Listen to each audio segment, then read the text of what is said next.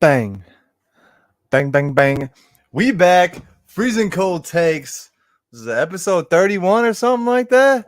Oh my god. It's been 6 months since I've streamed to my channel about, but thank you all for being here. We got no music. We're not muted. We're ready to freaking go. And I'm not gonna waste any time tonight because it's not on the Good Austin stream. Hey, welcome to Good Austin's channel. Not the Good Austin stream. It's the Cool Table stream. So let me just get right on to it. Let me get Skiiwalker the Jedi, the Godfather, the Podfather. How we doing, homie? How we doing? Hey, what's going on, bro? Glad to be here, rocking out with the Cool Table. Glad to be back on the Good Austin's channel. Over here having a conversation with the homies, and should be a lot of fun, a lot of laughs, and also some seriousness. But it should be a great conversation all together, though. Shouts out to the chat and everybody that will be on the replay crew. We chilling tonight. Shout out to the replay crew. Yeah, that's myself. I'll be on the replay crew too. So shout out to everybody in the future watching this. We appreciate y'all. Make sure you're hitting the like. Make sure you're subscribing to my channel if you haven't, and making sure you're sharing this all around to everybody so they know what's good and what the news is. And last but not least, for right now, obviously, the good news, right? The good news. God damn it, it doesn't stop, bro. We got Leon of the New Geekz here tonight. How you doing, Leon? How you doing? Ladies and gentlemen, the Cool Table has returned. I'm feeling amazing. Good, man. How y'all gentlemen doing? Hey, chilling, man. Great, I feel like I got the blue right now. I feel like I'm in an ice cube right now. I'm a little cold. It's got the hoodie upstate NY weather right now. It's y'all summer probably. It's probably like 90 right now where Leon's at. Even though it's 10 o'clock, it's still probably 90 with humidity. But it's cold up here, dude. It's cold. How you doing though, dude? I'm in the blazing heat, as it were. It feels like it's nearly 100 every day, even when it's 80 to 90, you know, but can't complain. You know what I mean? I feel you. Summertime, as a man once said, right? Sky's like, what's humidity, bro? I don't know what any of that is. I need to go back to my second home, Cali. For real, oh, wait. That's that was the other thing. That was the other thing. Hey, I know it was something. Oh, yeah. We were talking about, topics. I'm so glad you said that, too. For sure. Yo, Sky, take it away. I gotta add that banner right now. I'm gonna add that banner. Hey, nah, man. Look, as of right now, we are still waiting on the big dog, L Boogie, L Necron. He will be joining us a little bit later. Right. But shouts out to all y'all out there putting in that work, showing up to these streams. Y'all been the backbone of this entire community, man. Everything that we've been doing, and we couldn't have been doing any of it without you. So much love and appreciation to each and every single one of you guys. Yo, go through that chat, bro. Go through that chat, would you? The homies in the chat. I see everybody here. I see everybody here. Hold up. I'm getting to it. You put on background music, right? Yeah, I put that on. Okay, you were like, what's going on? Bro, I was making sure that shit wasn't coming from my phone. That's why I was so confused. Dude, right? It's voices too. It's voices. Dude, I've been playing that fucking sinuous fucking saga, Hellblade. I ain't with all these voices in the head right now, bro. I ain't with all that. Man, I thought he had to put on a controller. Yo, we having some fun today, bro. We have some fun today. Much love to the homie Sin Havoc. We got Avengers Rising in the building. We got Sickness in the building. A Curly Ray, right? Mama Bear Art Dog. Thank you for being here. Always classing the place up. You already know, right? We always appreciate the Mama Bear being in the building. We got Futuretron in the house as well. Antonio Lopez. What's going on, bro? We got Israel Cano Jr. Man, see, I ain't been seeing some of these names in a while. You know what I'm saying? We got Israel in the building. What's going on, Israel? We got Josh Herrera in the building. What's going on, Josh? The streets have been waiting for this reunion. Not only will there be freezing cold takes, but the cool table returns. Yeah, it's feeling real icy out here. You know what I mean? Real It's icy. a seasoned vet host taking the reins right there, bro. Right? Just bang, bang, bang. Hey, we got Hold My Dual Shock reviews in the building. What's going on, Hold My Dual Shock? Hope you're having a great time as well. I was just on a platform earlier talking about Mad Max Furiosa, and I went off, y'all. definitely went off. So go ahead and check that stream out.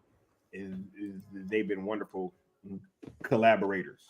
I was looking, listening to that. Obviously, I guess the homies don't know out there in the streets, but when the homie right here is on somebody else's stream, we're there. whether he knows it, whether y'all know it, we there.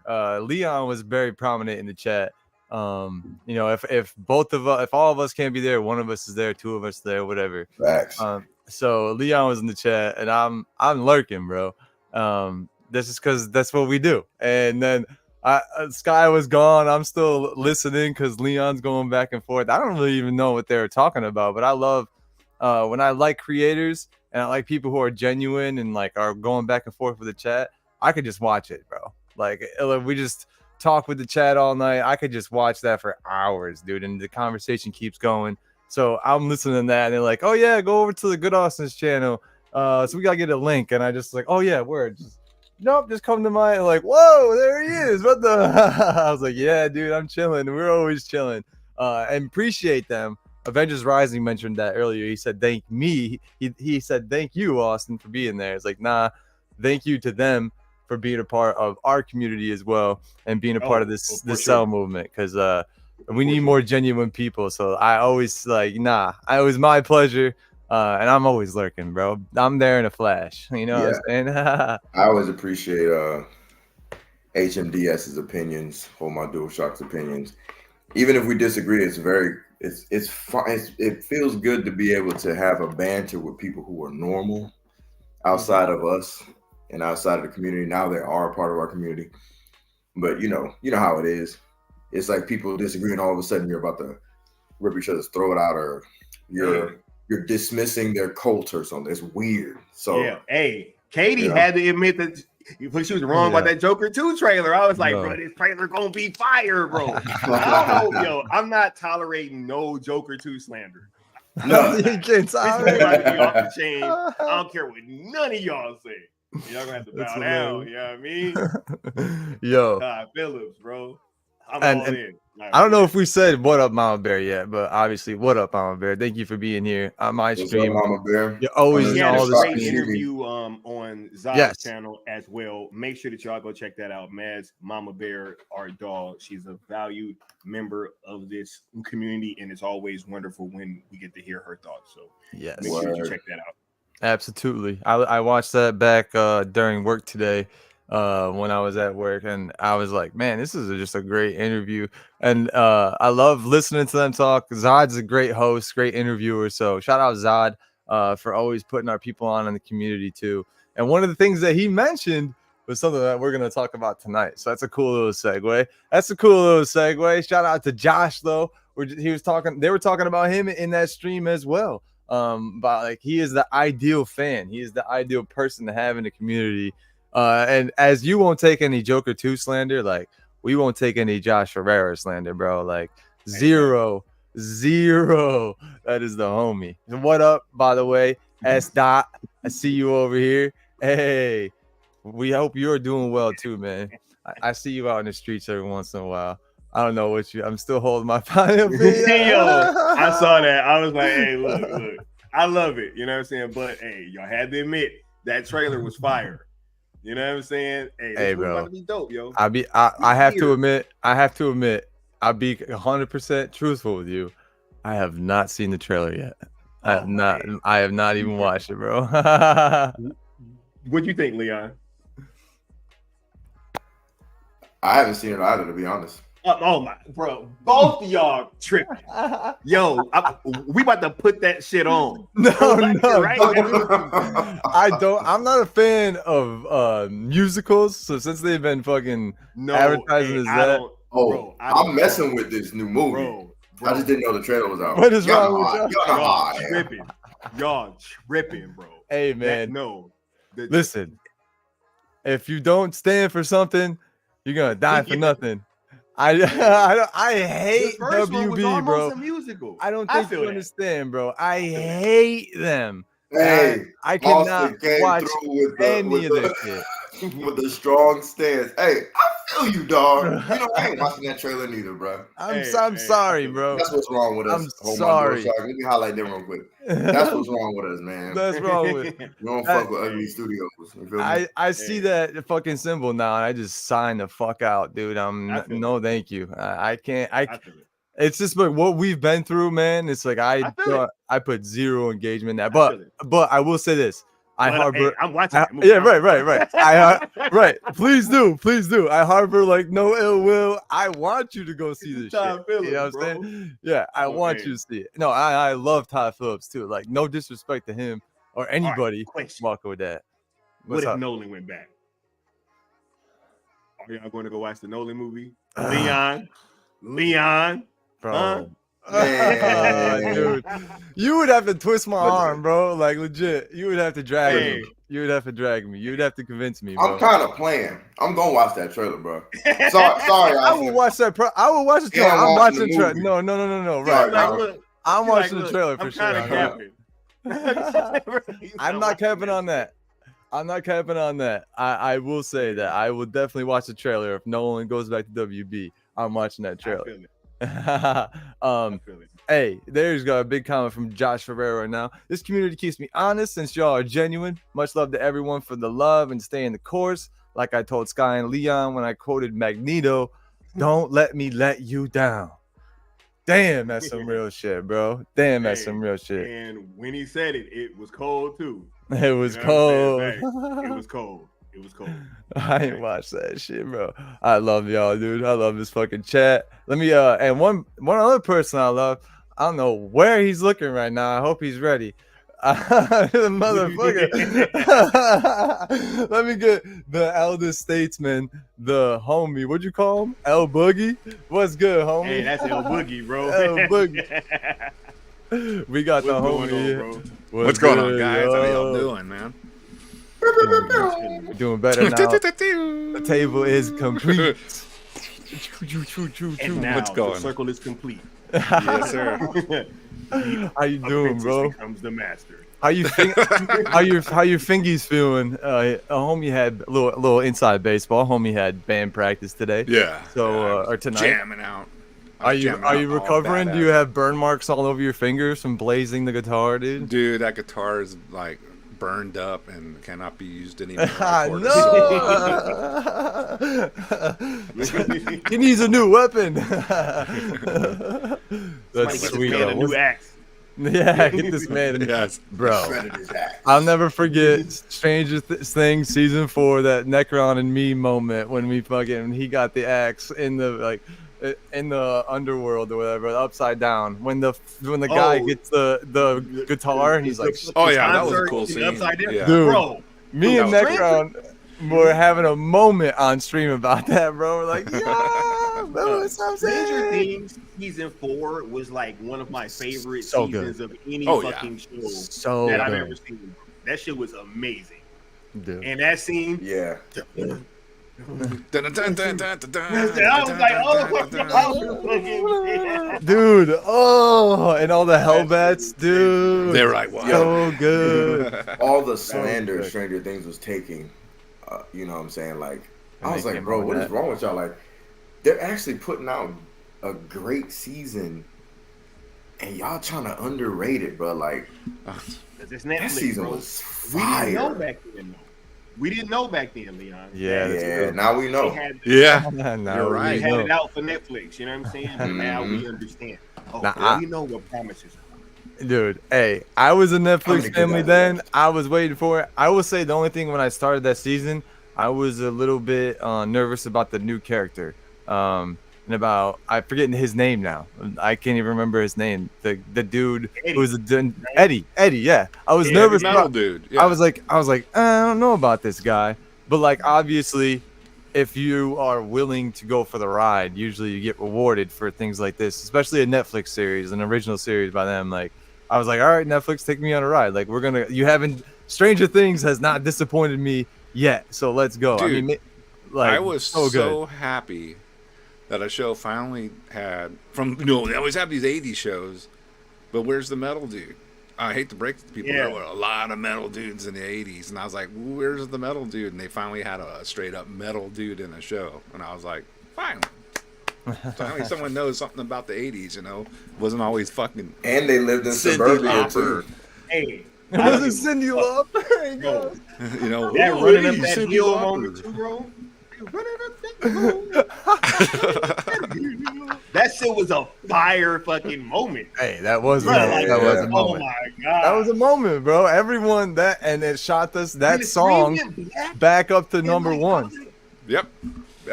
dude. That's crazy how that happened too. That's how you knew Stranger Things is in the zeitgeist, bro. Like I'm like, y'all need to stop sleeping on that, man. They shot a dead. It wasn't dead, but they shot a. Wouldn't nobody think about that damn song, and all of a sudden No.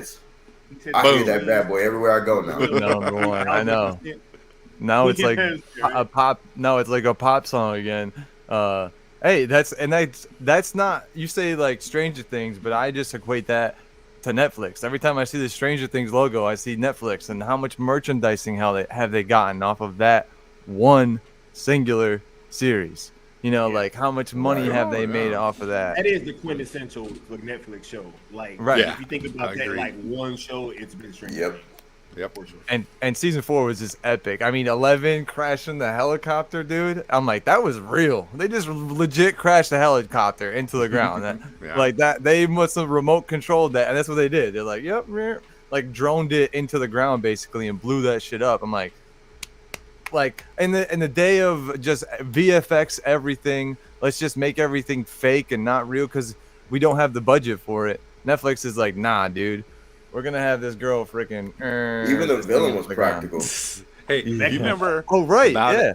A year ago Full when of everybody was makeup. saying Netflix couldn't afford this and couldn't afford that, and what have they done in the last year, dude? Like got NFL, got WWE. I mean, I think those guys got deep pockets, Bro. man. Beverly Hey, Hills Cop 4. Yeah. You know, and Hey, we were just hey. talking about that. And guess what? Y'all don't even think about this. And I was listening to a sports show earlier about inside the NBA being up for grabs. And that is one of the most popular like NBA sports shows. Sometimes it has better ratings than the games. That show. Some people will literally turn. more tune in. entertaining sometimes. It's like it's like someone equated to the Golden Girls, like Shaq and Chuck and Kenny. Kenny, yeah, Ernie. and Ernie. Damn. Some equates like Facts. they got their own modern day Golden A Girls. bunch Like, of old veterans. Yeah. Change their mind. Yo. You Yeah, can't sway them. Blanche. Huh? Hold up. His name. Oh, he trying to remember the names? Man. Hell nah. Hell no, dude. The Rose race to the and board when the Shaq and Kenny and Chuck try to race to it. Good stuff. Oh, dude, and then falling over and it's everything. So, Putting it on rumor I was Shaq. watching the sports show. They were saying like where that could go, and they are naming all these places, and I'm like, and they didn't right. fucking name Netflix. I'm like, are you kidding me? The one show that's spending all this money on all the access, like, come on. But hey, that's cool. That's cool. Charles let is ready too. Let people Barkley. underestimate them, man. He I wants think Yo, if not it's interrupt not you, but the NBA, he then wants to that's give great. and Charles wants to get all the homies onto his production company and slide them wherever. oh yeah, live So boxing. that's something that he's discussing behind the scenes, I'm assuming. Like he was talking about it on a podcast, Charles Barkley. So I'm like, there's no way that he's just saying this and they're not putting something together. You know what I'm saying? Sure. Right. It was Dorothy. Dorothy. is who I was forgetting. Oh yeah. Man, you don't know about no Golden Girls, Leon. Stop. Whatever, bro. I used to watch catch the Golden reruns. Girls all the time. My grandma Thanks used to to my watch dear it. mother. Back again. And guess, guys, guess. Speaking of inside the NBA, one of Invited everyone you yo, my dude just came to sound like he's auto-tuned real quick. My God. all right. But speaking of it, inside the NBA, that one of the most popular NBA shows and like in the zeitgeist, in culture, in general for basketball, and just the general like black culture, I would say, like a lot of people just like to watch them. I like to watch them. Shit. If you like sports, they talk about other sports as well. So the company who fumbled the ball and doesn't have the money to pay for them and won't pay for them. Who's that again? Oh, Turner. Oh yeah, WB. Oh, yeah. Who owns them? Right. So, they're fumbling the bag in more ways than one, and it's not surprising that that's the company that's the the most popular NBA show. Whoops. So, what are your guys' opinion on that, real quick, before we get into everything? Leon has a flirt level. I was gonna say who's who. I definitely do. 100%. That's hilarious. But what's your feeling on the inside of the NBA? And we haven't talked on the cool table. This is like I guess random just thought. But what are your thoughts on Netflix's acquiring skills this year? Like they haven't, I guess, really licensed a lot of shit out and spent a lot. A lot of people have been like, oh man, all they're doing is downsizing, cutting shows and blah blah blah. And then we were like, well, what about the studio that they paid for? Why would they get that? And they still just kept the narrative that Netflix has no money. But here this year we see that they spent, just for one thing alone, $5 billion, which is crazy. So what are your thoughts on that? Let's go around the horn this way. Let's go Necron first, and then we'll go Leon Sky. Well, I mean, dude, what boxing match really has any hype to it other than the Tyson fight? Oh, right. Yeah, that too. I mean, does anybody care about anything else in the boxing world? Because all I hear anything, I mean, these pundits, all they talk about is the Tyson fight. Mm-hmm. Tyson and I forget the kid's name, the YouTuber kid, or whatever. Or his Jake Paul, yeah. Jake Paul. Thank you. Necron would not know his name. I love that. I know that his brother's on wrestling on WWE. Yeah. The guys with the punchable faces. Yes. Yep. So I mean, but might as well be the Island Boys, bro. But anyways, go ahead. And then they're saying all these things, but then next year WWE Monday Night Raw is going to be on Netflix. I mean, right after, probably going right into season for the big pay-per-view. So I'm sure they're going to, right when they come back, The Rock's going to come back on, and do the storyline with the tribal chief, and probably have that finally come to a head. So I mean, that's like the biggest thing in wrestling.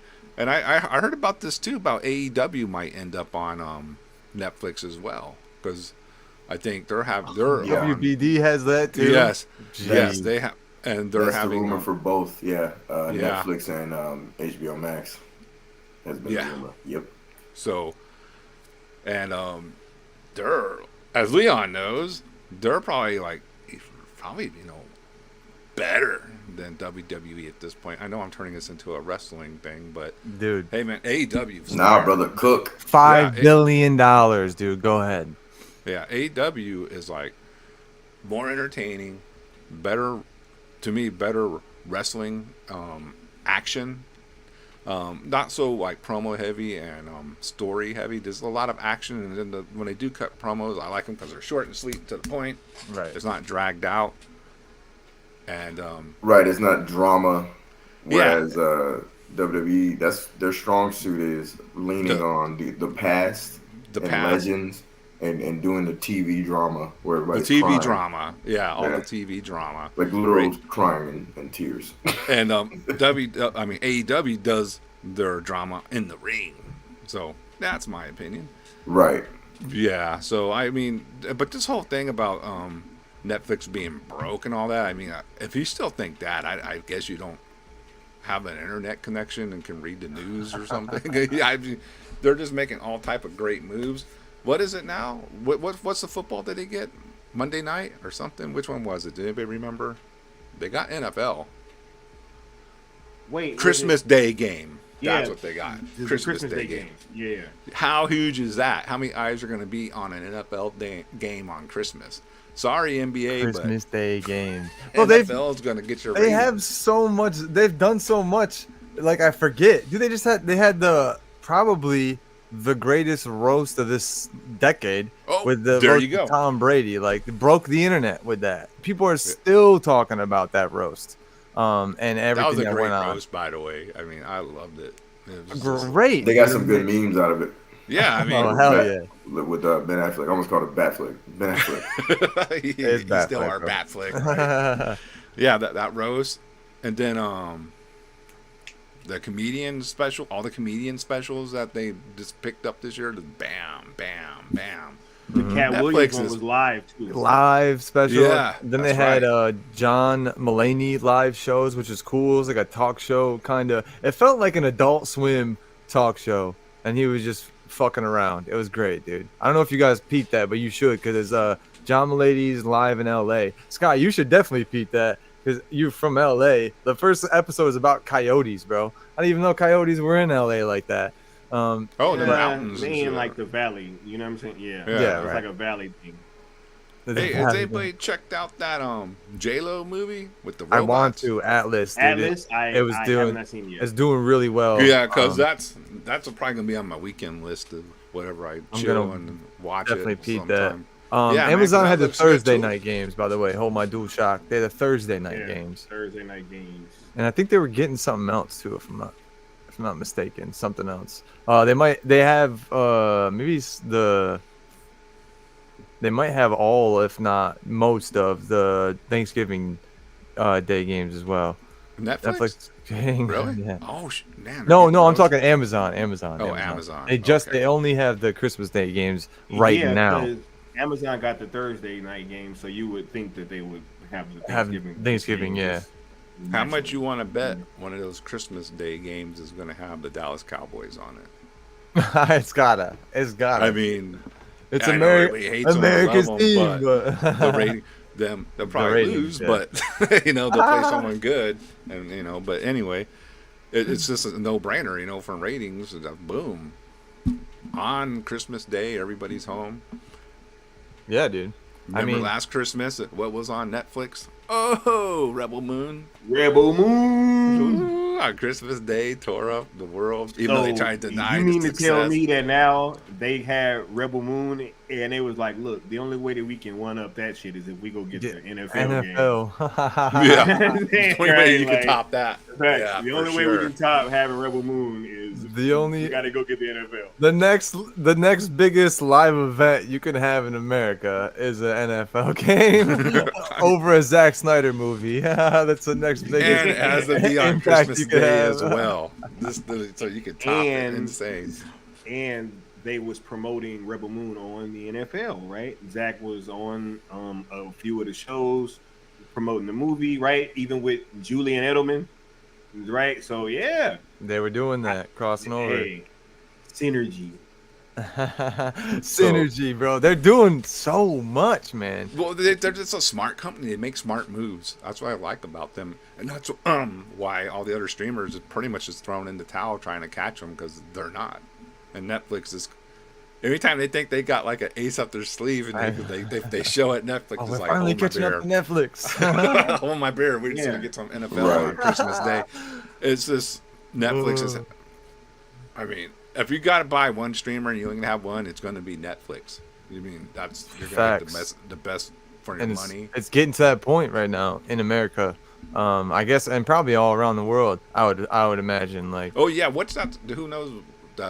where they want to do the package with some other streamers. Oh Wasn't yeah, Netflix that involved shit. in one of No, those? they weren't. Netflix was not involved in that, and I'm glad that they Okay. weren't. I'm not even sure that they're gonna be Bruh. able to do that, dude. Netflix is like, look, dude, y'all can figure it out. Look, all y'all, Were they y'all like, can figure out we're whoever good? gonna be I in did second, see a third, rumor though they were fourth trying to place. include Netflix though. Yeah, somebody. And I was thought- like, what? But Somebody- that was that was just had to be The just a only damn thing rumor. that would Because Netflix is the name that's gonna pop that. Right. That's gonna help if you whoever write an article. yeah. Like that's the thing that's gonna pop That's a it. good one. Get Hey, clickbait, right? Because they all Get do 'em. packages, right? Like Hulu has always done packages with like Right. Disney or whatever, Disney. Amazon or whatever. Well, shit, because they owned by them. You know what I'm saying? Facts. So like, So there's always Disney these little owns deals. Hulu, And Fox. yeah. Yeah. Mm-hmm. So it's like ESPN, So- are they still affiliated together? Yeah, ESPN is owned by Disney. Yeah. Yeah. ESPN Right. is owned by Disney too. And they own ABC too. So, I just heard though a federal judge or Jeez. something had said that they should have stopped and prevented the Disney from buying Fox in 20th century studios because of how that's been a monopoly. So they may be breaking that up soon. I don't know. And Netflix probably is reading the writing on the wall for that. Keeping out of that, I also think that they're of the mind and sound body where they're like, hey, we're going to figure out a way to do this differently and do it better. We don't want to know necessarily how you guys do shit. Like, we want to Right. figure out it on our own. And they have done that. You know what they started doing live events with? Live, like, reaction reality TV shows, like the reunions. And they had some hiccups. They had some problems, and they had to figure that shit out before they went to these bigger live events. And now, have you guys heard of any issues? Live Tom Brady roast. I think everyone had no problem watching that. Everything that I've seen live since, and they did a live tennis match as well between Wait a the live. Yeah, what's I'm up? sorry, I do got to say this before I forget, Austin, because there is one thing that I didn't like. Netflix, and don't keep doing this shit either, because I didn't like this. Don't edit out that Kim Kardashian got booed on her way to the yeah. stage. Don't edit that shit out. If that I shit don't like happened, either. leave it in there. Leave Yeah, it in there. Leave it. If that really happened, leave it. Don't take none of that shit. No. Don't be editing out. No, nobody getting booed. I didn't like that. Depends You know on how what I'm much saying? they. Who knows? Maybe they would have like, hey, I don't hey, care. I don't care who it is. I know, but maybe like, hey, slide us something like Millie, we'll edit it out. It's gonna take some edit. You gotta pay for the labor for the homie to edit that shit out. It's a roast, man. Everything should stay in there. I know. don't I be- feel you. I right? feel you. Wait, Don't I'm with you on that. Kim Kardashian got booed She got booed Yeah. on her way to the Yeah. stage. Yeah. On her Yeah. way to the as stage. she But should. but they That's should. what- The reason the more reason why they should have left it in there is because she ended up winning. She ended up winning the crowd over. So like it's Well, it would have even been better. yeah, exactly. It's better that way. She Right. gets She would've booed, been Booed, and then she actually she wins kills it. everybody That would've over been because she has some really good jokes. So it's like, yo, that's a redemption story just right there in the 5 minutes Right. that she had a thing. Yeah. Like, she I'ma should have say- kept that in, but she probably wanted it out, so that's probably why I got taken out. I don't Let's even be hate honest. on that girl anymore. I used to, but now I'm like, you know what? No, it's not even hate. I just think that she's a She manipulative witch. Oh but- yeah, she got her bag. That's how she did it. Anywho, Whoa, I'm gonna say this damn. real quick. I'm gonna just say my opinion on the Netflix thing real quick, piggybacking Yes. off of what I said. Please before. do. Please do. That, Uh, just essentially that certain things, because Max was on the precipice of taking over, like as the numbers projected when they first came out, right? Mhm. But they slowly died down because of one thing that Netflix does better and will remain doing better, which is they put out original material. And it's not just any old original material, it's original material that could be theatrical. Like the old moniker used to be, oh, if it's a Netflix movie, then it's kind of bullshit. It's kind of like when I was a kid, I used to say that things in Hollywood go in the inbox, the outbox, and the Lifetime television for movies box, right? Like I used to say that all the time, and my people used to be like, "What? What that mean?" I explained that the Lifetime box is just trash, and then every mom and chick on the planet goes and watches Lifetime movies, and they're fine. You know, it still sells. that was kind of the thing with Netflix at first, right? Now they've become more prestigious with their filmmaking because they've just gathered that much money and that much quality. So at the end of the day, the reason that the studios cannot compete is because they're still trying to compete with theater. And because of something that was noted by an actor recently about why that's not, and we could talk about that later, that's a whole other conversation, that they'll never really recover these theaters, the theatrical run, the way these studios have it now. And Netflix will continue to have a chokehold because they're not competing with theaters. They're just literally competing with themselves. They're competing to hold the subscribers that they have. Because they're not necessarily gaining new subs per se. They're keeping the same kind of momentum, which is like, let's just say they have half the planet and everybody else just has like a smidgen of that. Whether they're fighting to maintain like the half of the planet that they have that will unsubscribe and then resubscribe when like Rebel Moon 3 comes out or the Tom Brady special drops or stuff like that. Since they have so much in-house money and in-house quality, they can afford to have that happen. Whereas a Max, a Disney Plus, etc., cannot afford that. Amazon, on the other hand, for some reason, I think they're the only streaming service other than Netflix that can actually go towards something of quality, but it'll be more like it'll be more in the vein, in my opinion, of like a Cinemax or a Showtime.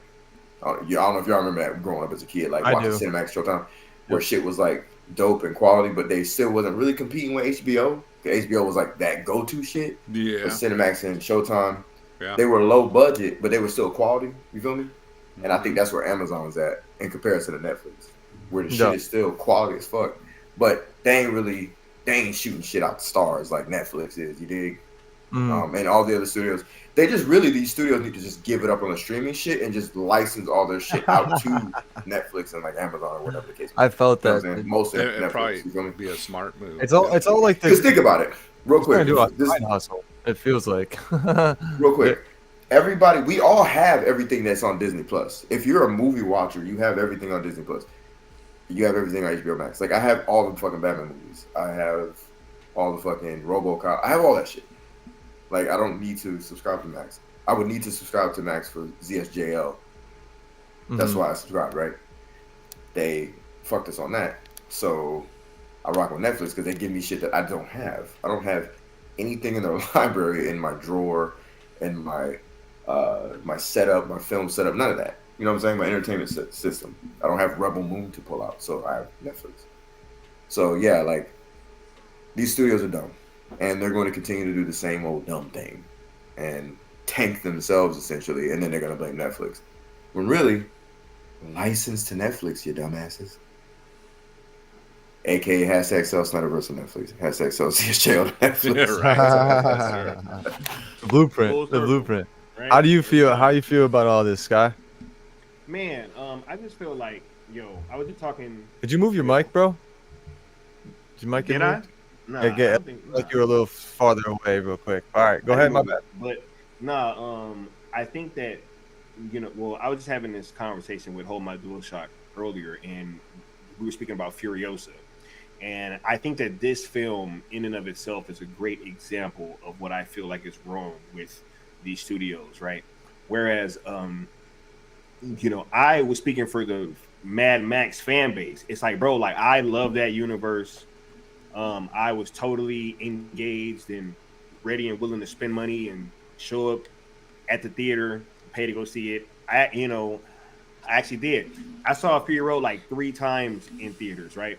There's no way I'm seeing this movie 3 times. And it's like, for them to give us something that the fan base wasn't necessarily asking for with a prequel, when we wanted more of the story that we were getting. And then when that doesn't fare too well, box office wise, then you want to say, okay, well, we can't even get more Mad Max now, right? So, we got screwed. It's a Black Adam situation, dog. Right?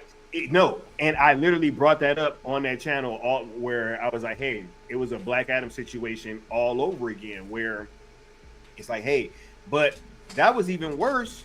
Or no, this is even worse because this is like a follow-up to a successful film. Like, Mad Max Fury Road was nominated for Best Picture, bro. Yeah, dude, they've made so much money off Facts. that with all the reprints and like putting out more boxes and everything like Right? that. Yeah, that's a And great It was movie. It's a great. nominated for a lot of things. It was an amazing Bruh, movie, like, dude. like six Academy Awards, bro. And then instead of getting a sequel, we go backwards in time, which once again nobody asked for. And then all of a sudden, when we get this film that nobody asked for, and then people don't go see it, then you're like, okay, well, we're not going to give you more of what you actually want then. It's like, yo, Right. this is why your fucking system is failing. This Mhm. is why, right?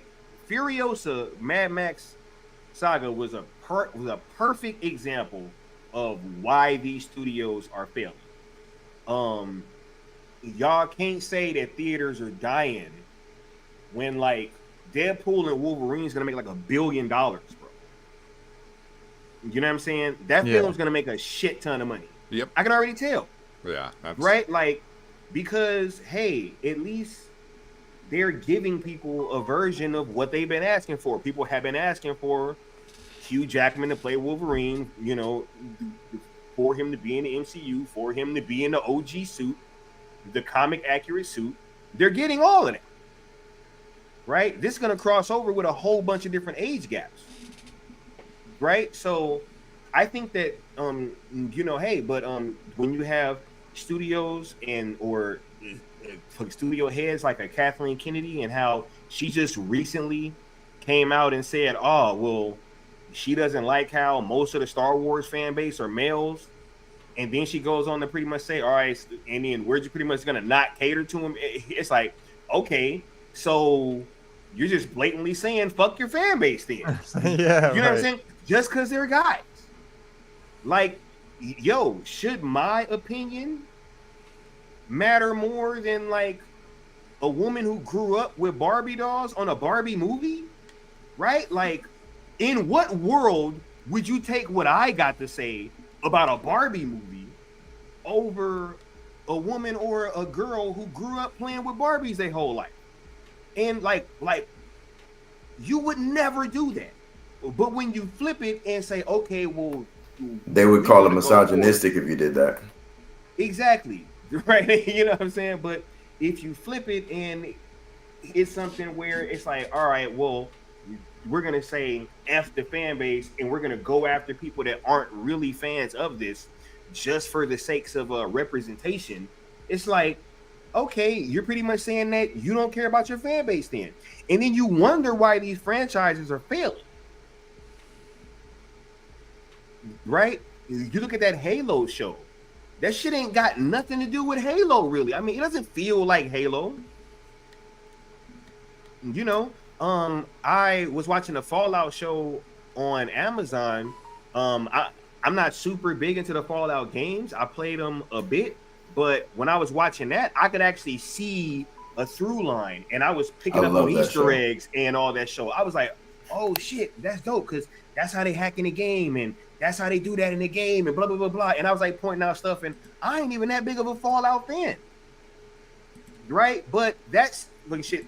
It seems to be way more catered towards the actual fan bases, and I think that when you do that, you know, good things will happen, and you can and will be rewarded monetarily. But the more that they try to pitch to this imaginary audience with all these films and these things, the more failures that they're gonna have. Yo, that's so true. Like, and that touched a string on like the Zack Snyder fan base too, and like DC, when they say that you know, Zack Snyder fans aren't DC fans, one, but aren't the majority of DC fans, and then you put out this other shit to your imaginary DC fans, and we wonder why they don't show up in the theaters is because they don't exist. And then you go online, you wonder why there's a presence, and it's because we know now of the bots, of the fake accounts, of the interns and people that you had working for the company to put out these fake narratives and things of that nature. And it's probably continuing in all of those other fan bases. Obviously, I'm not in those fan bases, so I don't know what the narrative is or what's going on in the background. Bro, the fix has been in for Mad Max, bro. Yeah. Like them trying to get Mad Max out of Mad Max. And like, literally since Fury Road came out. Can I say something real quick? Yeah, I was gonna say, because like I was doing some calculations on like Hold My DualShock actually said this earlier about, they kind of mentioned it as it is. Actually, no, they didn't say it earlier. I'm sorry. I watched a video of theirs. My bad. My bad. Hold My DualShock. They mentioned in a video that I watched earlier is what I should be saying, of theirs, and they said that, as just an aside, they said that Fury Road didn't earn a lot, as much as people thought. You know what I mean? Like, we talk about Fury Road like it's this amazing box office draw, which I still think comparatively it is. But the way it's talked about was like it hit $1 billion or something. So anyway, the point that I'm making is Fury Road, if you add theatrical with home media and subtract it from the estimated budget, it's about 251.6 mil, potentially, right, of a profit. That's still great comparatively for that franchise. What is fucked up is what Sky was saying about Fury Road compared to Furiosa. The promotion of that film made it to where that 251.6 million ain't shit added with Furiosa, and it damn near kills the franchise, because you're telling your audience, you're telling advertisers and buyers that this franchise ain't shit, when really it's not the franchise's fault. Fury Road was the advertisement to further the Mad Max saga. That's what Fury Road was. It was the Batman Begins of its franchise. Right. Essentially. Because Fury Road, without it being stated, was sort of a reboot of sorts. That's how I took it when I saw it. No, you know what I mean? I said the same. You feel me? I literally said the same thing earlier. I said it to my homie Ben when I watched it with him. He's like a big metalhead. I told you about him, Sky, and he's like, bro, we're gonna watch the sequel together. And I was like, bro, I don't even know. I'm gonna watch it, but I ain't thrilled like you were, because when he and I saw it, man, we were rocking. I'm glad I saw it with him. He's a big metalhead. This man, I felt like I was in a. You feel me? I felt like I was in a fucking concert with this dude. Me and him were just looking at each other, rocking out. The theater was rocking out, dude, bro. When the motherfucker was playing the guitar, bro, Let's and the flee, dude. the flames, Let's fucking dude, flee. I was like, I Getting literally chased by yelled. cars. What about when they went into that storm, dude, and everything in the cars? I was like, dude, this is crazy. Yeah, the nuclear sandstorm, dude. Yo, I watched Fury Road right after watching Furiosa. There is no scene in that movie that comes close to even the fucking sandstorm scene. There's no scene in that movie, bro. I'm gonna say this. Do they say "Witness Me" at all in Furiosa? I watched that shit in IMAX, bro. I watched that movie in IMAX. Me too. Waste of IMAX, huh?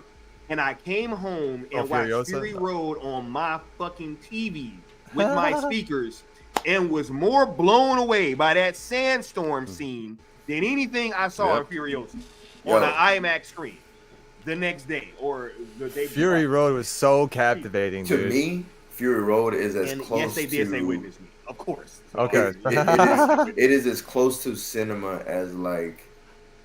Okay, it's as close to cinema and the marriage of what I'm about to say is crazy, right? But it's as close to cinema and the marriage of theme park experience. Ooh, I got you. The very thing that is the antithesis of cinema. You're absolutely Bro, right. I'm in the theater, I'm yelling at the screen, like, let's go! And the whole thing was like, yeah! We rocking out. I'm in like my this little mini mosh pit with the homie. Yo, each other. pushing each other. Yeah, like this shit is crazy.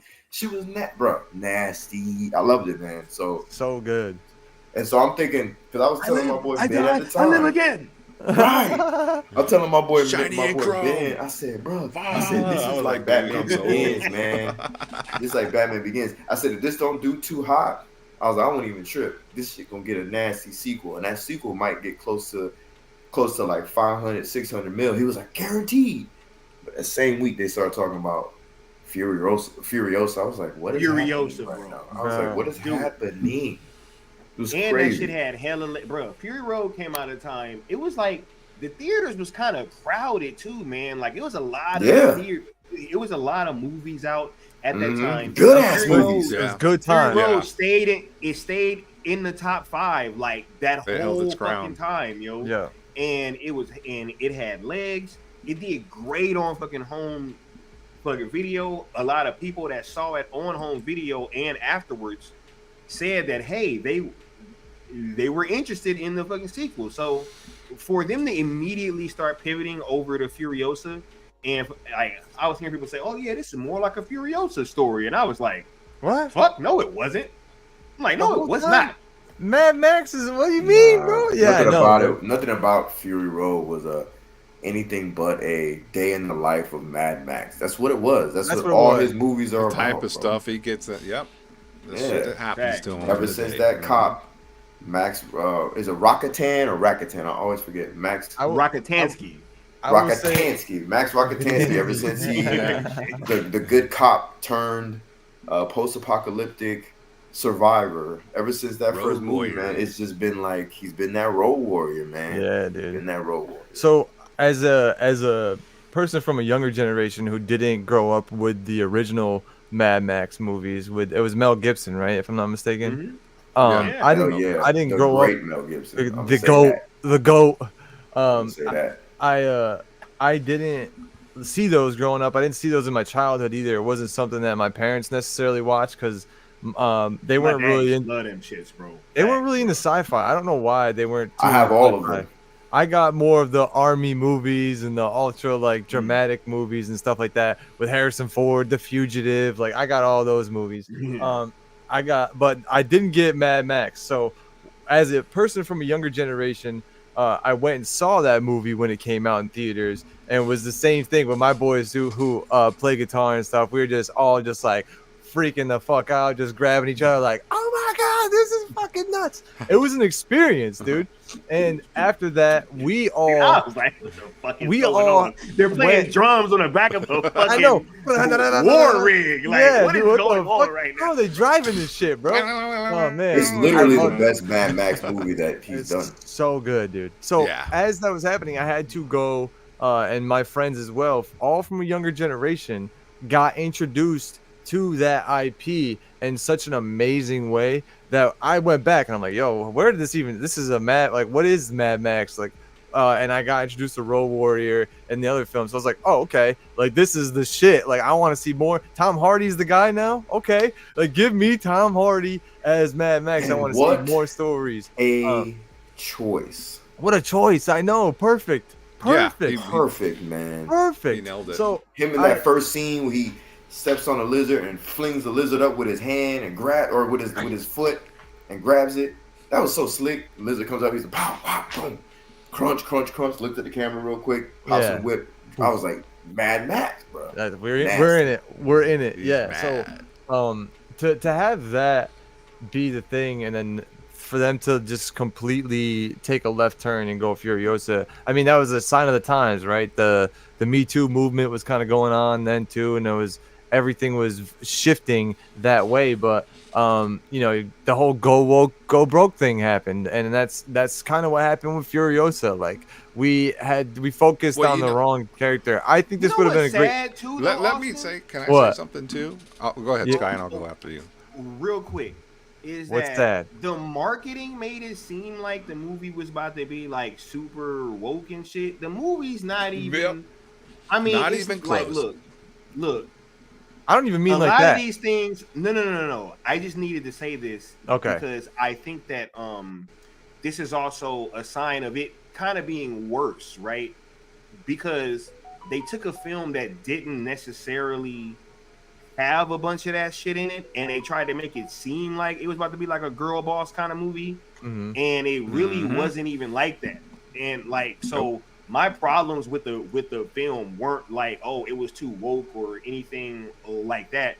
It was genuinely just, why the fuck are we getting this and not more Mad Max? Right. Like, why are we going backwards instead of forwards? So I did want to clarify that, because I already knew that But Necron was gonna say that at some point, and I just need to make sure I got that. Yeah. I just want to clarify my No, statement on that is just on the concept totally of going something to say. towards the girl and going towards Oh, Furiosa. no. You're That absolutely right. concept. No. You're absolutely right. Okay, and go ahead, Necron. Yeah, I saw the movie, and I see a lot of online like bashing of it being a girl, girl boss and this and that. And the way Furiosa's portrayed, it's actually realistic. Like she could pull off the stuff she pulls off in the movie. Like, of course, there's some crazy stunts, but for the most part, it's not like a lot of the the movies now where like I said to my friend, it's not like some 80, 100-pound girl beating up 200+ pound men and like constantly. There's nothing like that, Right. Yeah. She got weapons and they're mostly fighting from cars and things like that, or in the rig or whatever. Yeah. And it's a shame that it gets lumped in with that type of thing with people into the mindset and what they're trying to do, because I thought it was a pretty good movie. I enjoyed it, but I honestly I understand what Sky and Leon and people want Mad Max. That's why they call them Mad Max movies.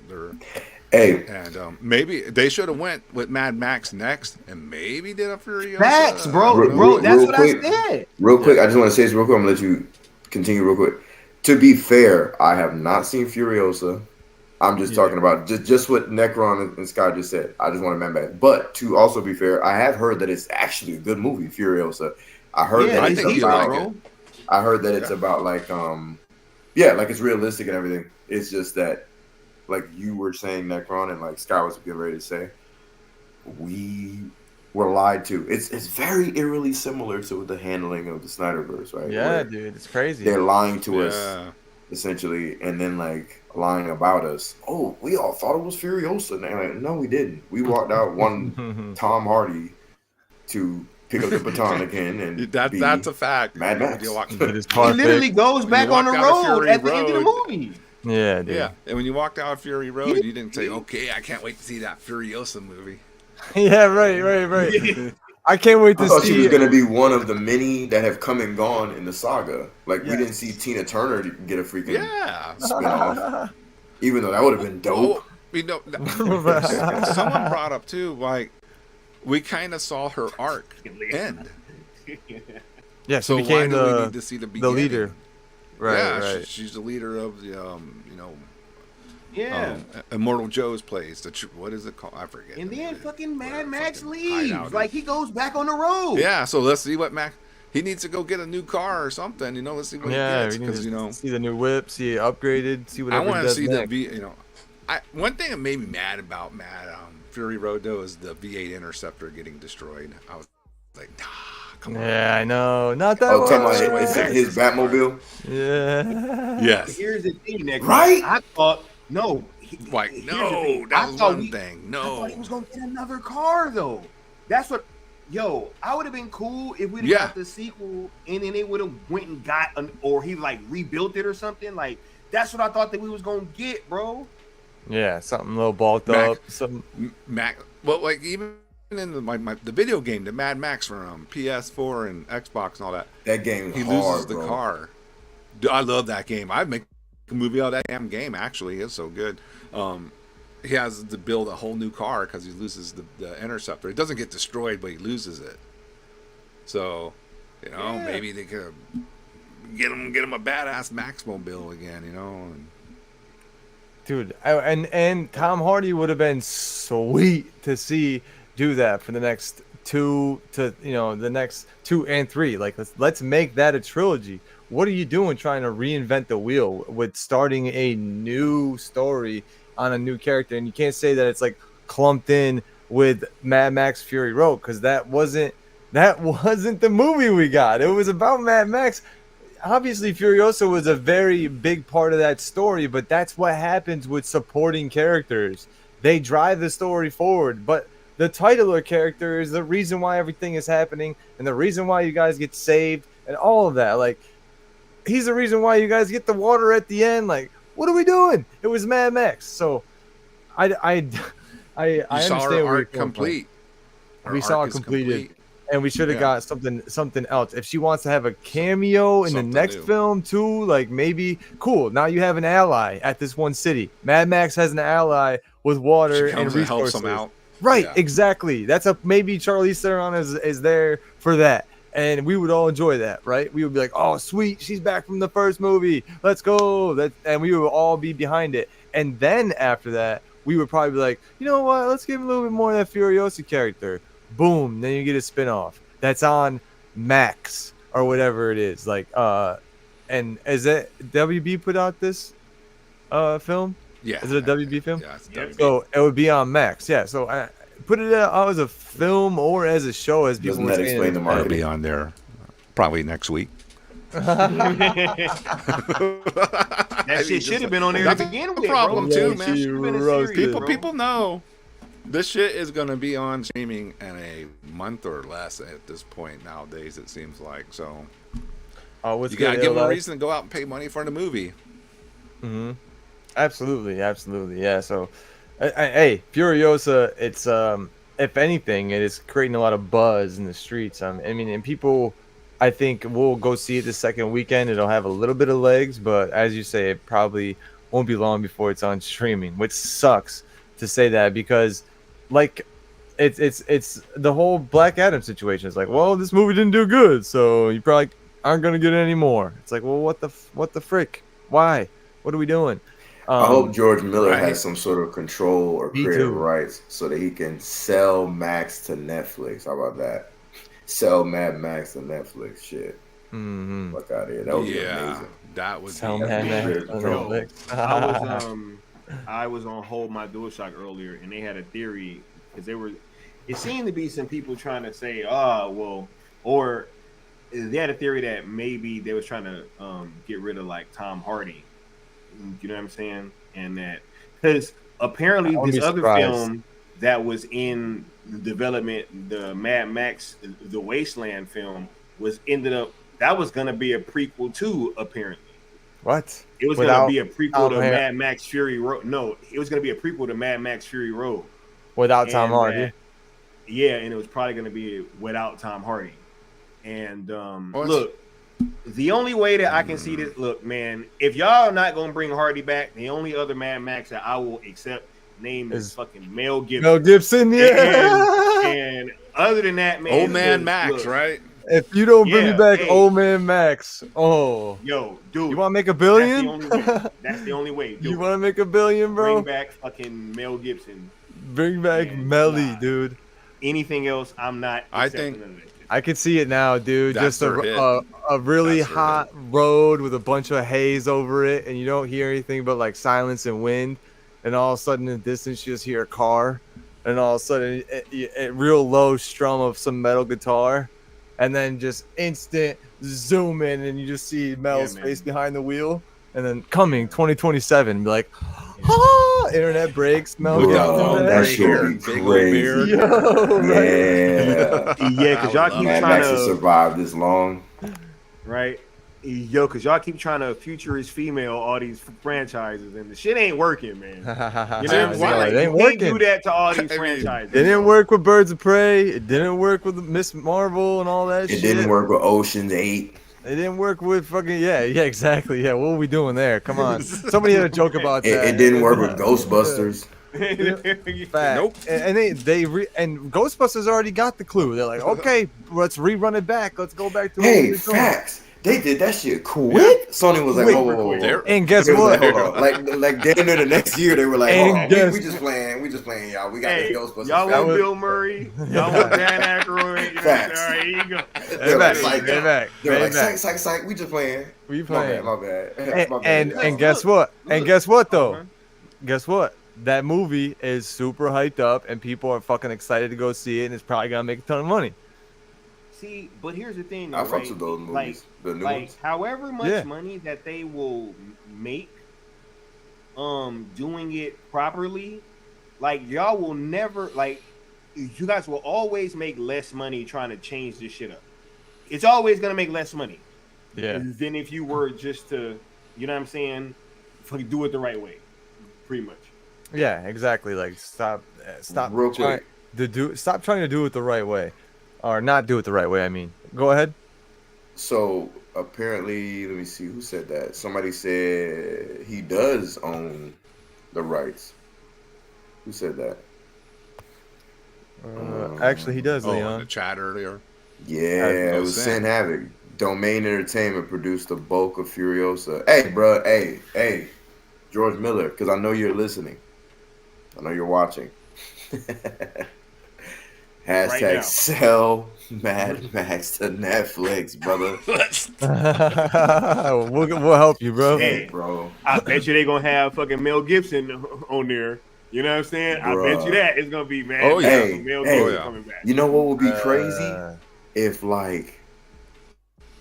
it was Mel Gibson and Tom Hardy. They have and flashbacks Mel of Tom Hardy. Yes. Or not even that. Just Tom Hardy is his apprentice. Oh shit. Like they've been working together this whole time. Bro, what if they did like a Cloud Atlas At this thing? point, who Where they did gives two a different fuck? fucking timelines at once. because his name was Max too, bro. Yeah, it was Fuck Max. it. Bro. I'm not saying it. I'm not even saying they gotta follow through with that shit. They done killed that part of the franchise. That's it. We rebooting. We rebooting, dog. We Fuck reboot. it. Now, I would think it'd be cool if they did like two timelines at once, kind of deal. Yeah. Yeah. You know, I'm just being wild. Nah, they could. Hey, strange things happen. Hey, That would be crazy. With I would Netflix, like. right? I Stranger watch Things. that, man. Shit, yeah.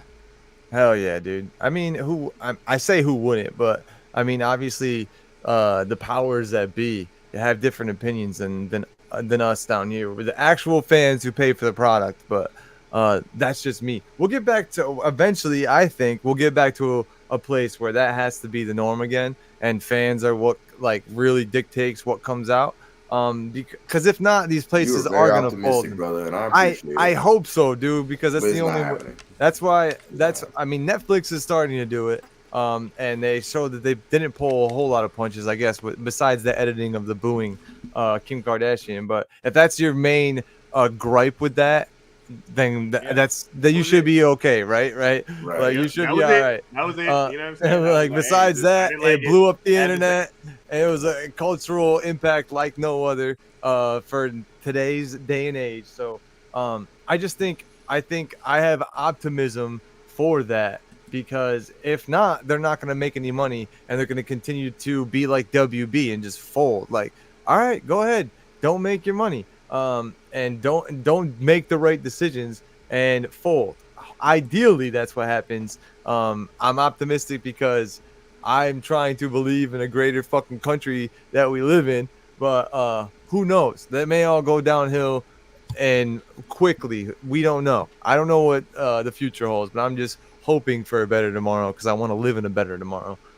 So that's where my thought is on that. But I think we should actually get into the topics that we're going to talk about. We're about an hour into the show and we haven't gotten into any of them. So real quickly, let's talk about those George R.R. Martin comments about writers and following I believe he said like the continuity of the source material and how they could do a shit ton better job. I forget. I didn't actually see the comments. Sky saw the comments, and he'll tell us about that real quick. But man, we got a lot of people going off real quick. Exactly. They're making female-focused movies and making no effort to create good scripts. Thinking adding a female is good enough. Facts. I mean, you want to see a good. I was just thinking about this. We're talking about old movies, and I was listening to Sky talk on his channel the other night about Night Shift.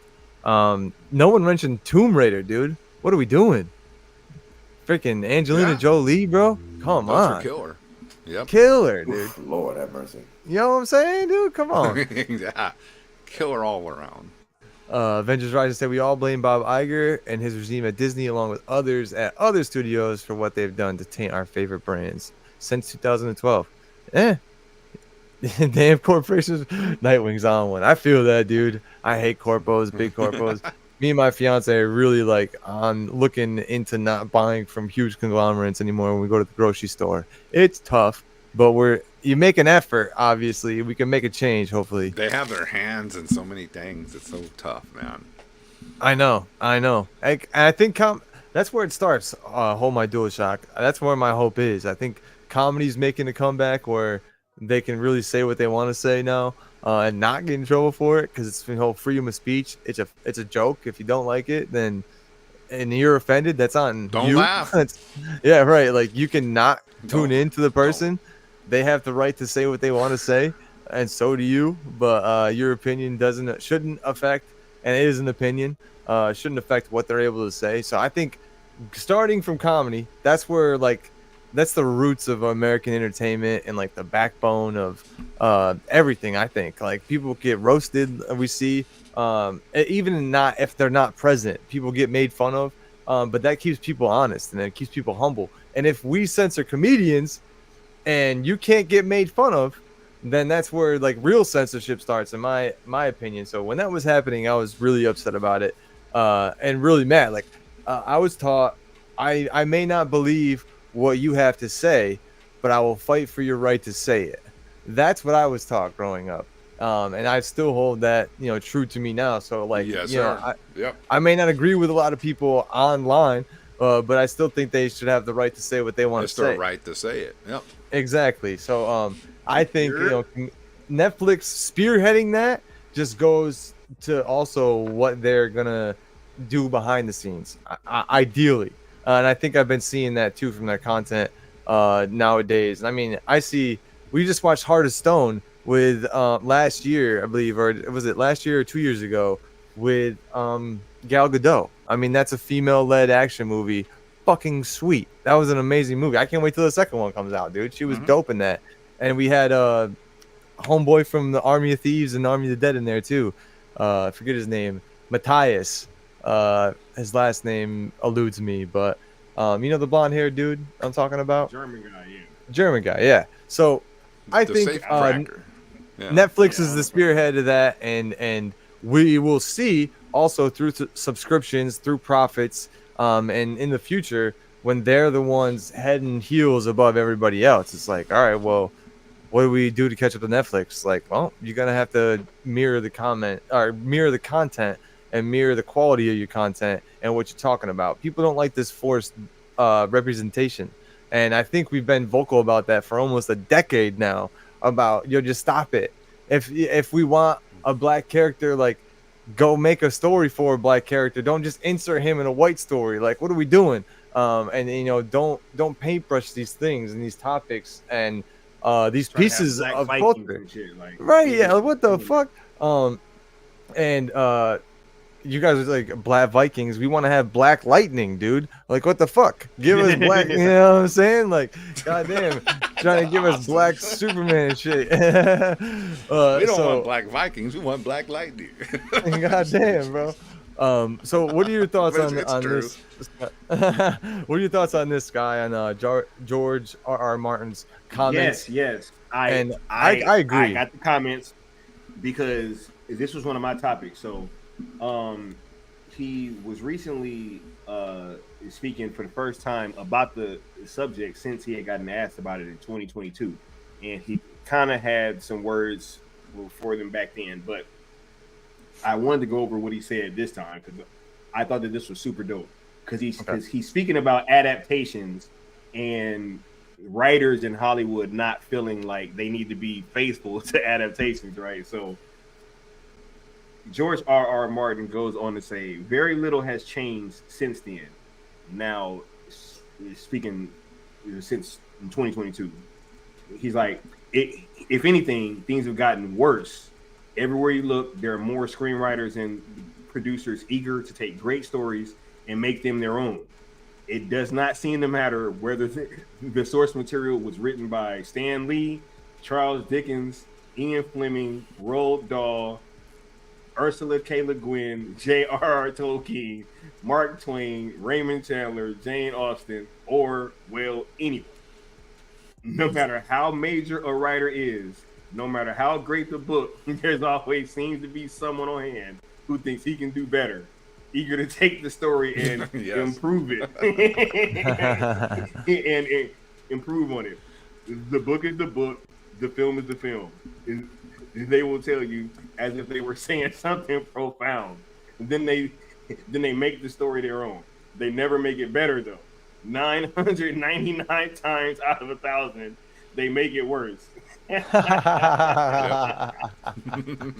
Yo, look, Damn, bro. what do you guys think about those comments, yo? Because Facts. that's crazy. Yeah, Because 100%. He's So- speaking what we're all saying, bro. But he's saying it more eloquently. That and he's also saying that this isn't a new phenomenon, because the way we've often viewed this, especially with within our fandom, as if everything is kind of new, but it's really not. This has been going on since time immemorial. It's just time after time after time. It's just been, I can take a thing, and it's almost like somebody who, it's like me, right? Like, I'm more of an admirer of Star Wars than an actual fan. You know what I mean? And so it'd be like me taking the concept and trying to do something with it because I know better. It can be better. Like, that's stupid. I wouldn't do that. If anything, if someone deemed me worthy and quality enough to handle the Star Wars franchise, I'd dig deeper into it to figure out what fans love about it, and then put my own viewpoint on it, as opposed to doing whatever the fuck they were doing with the other three, right? That's neither here nor there. The point I'm making is this is not a new phenomenon, and I'm glad that George R.R. Martin is highlighting this and saying it the way he's saying it, because he's putting stank on it that needs to be put on it. He's putting that like extra slap a motherfucker in the face on it that needs to be put on it. You know what I mean?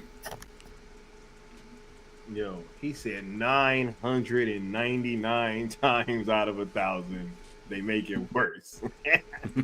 That's crazy, bro. Nah, look, I'm glad that he said that, and I do really relate to what Leon is saying about the Star Wars fandom, right?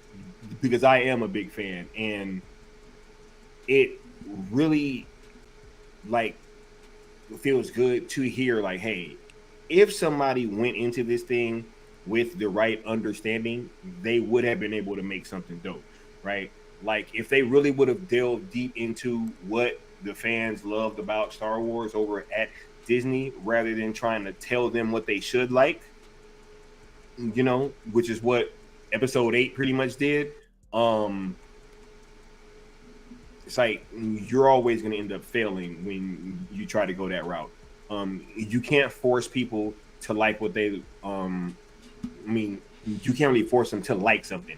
You can put it out there, but if the people are gonna rock with it, they're gonna rock with it, and if not, then they won't.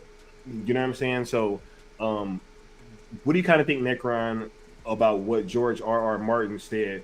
How does that strike you, and do you agree with these statements?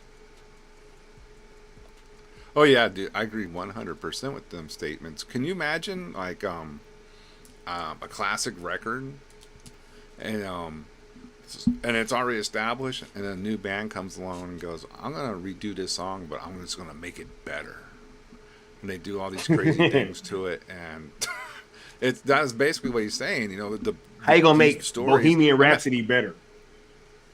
Yeah, you're not. How you gonna make Judas Priest Painkiller better? You're not. You know, it's just all these. So, and I get, you know, in books sometimes, you know, to make it work in a movie script. Yes, I get it. You know, you gotta sometimes, you know, maybe do a couple of changes to make it flow for a movie. That's understandable. But I know what he's talking about. He's talking about when you take like core things and just disregard them and don't even, you know, respect the core story or the core characters, or, you know, the core meaning sometimes is taken out too of things, and that's really terrible, because that's what made it great, you know. So yeah, dude, I know what he's saying, man, and it's funny because, and Leon makes a point too, you know, that this has been going on for a long time. A lot of books have been, you know, turned into movies, and it didn't really follow the book to a T and all that. Yeah, you know. And that's a shame, but it does seem like to be more grievous nowadays, more so than in the past, where they really just like, no, we're gonna go ahead and do this. You know, we're gonna have black hobbits and, you know, black elves and, you know, I don't know what, and, you know, I mean, am I mad about it? No. Do I think it looks odd? Yeah, that's because. Yeah. I mean, and you know, Rings of Power is a prime example of taking their source material and not respecting it. At least this first season was. You got characters who weren't even in the timeline in there, and all, it's just like, what are you all doing here? You know, it's perfect as is. This, you know, Peter Jackson showed you what to do. Yes, he made a couple of changes, but he kept the core story pretty much, you know, in there. He didn't like do all these changes and all that. Yeah. And it's, you know, I don't know. I don't think anybody says people... that you can't change anything, right, Necron? Because it is from book to film, so I think that we'd be okay with some changes. But when you change the core of the story, that's kind of when, you know, taking people from different time periods and putting them here and throwing them out here and doing this and doing that, and it's like, if you are gonna, you know, like do all these changes, you're gonna have to find a reason for it to make sense and explain to us, you know, how is this possible? You know, what's up? How is this possible? How did we end up with, you know, these elves that, you know, don't look like the elves that we are accustomed to? What's the story? Why? You can't just shoehorn it in, and that's what they do with a lot. Is just shoehorn in and you just deal with it. No, there's questions. You know, you can't do that when it's established thing. Like, I'm just using, you know, Rings of Power as an example of a grievous, you know, interpretation of the source material. You know, you gotta explain it to the people. Well, why is this like this? And if you can't, don't do it. Yeah. Okay, Tar says, you know, dark elves. Yeah, but those were, you know, corrupted, you know, elves, the dark elves. Wait, not, you know, it wasn't a race thing. They made the dark elves black?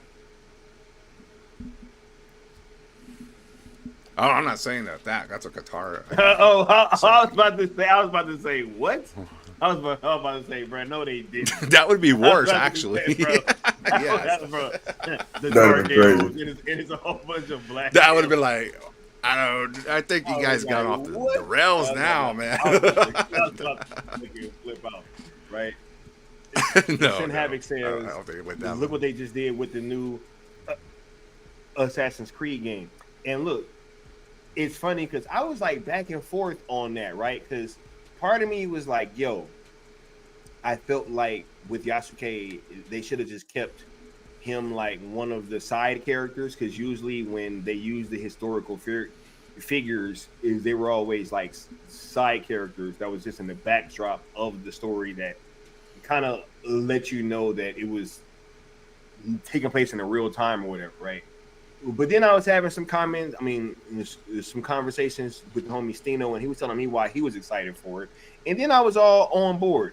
Then I found out that they were making Yasuke gay too, and I was just like, you know what, man? I was like, see, now I can't even defend you. You know what I'm saying? Because it's like I try to defend you, and look what you're going to do and doing now. And I'm just like, man, that's wild.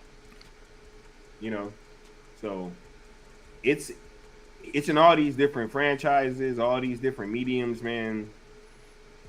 Hold my DualShock says changes have to help progress the story and heighten the experience, otherwise it shouldn't be made.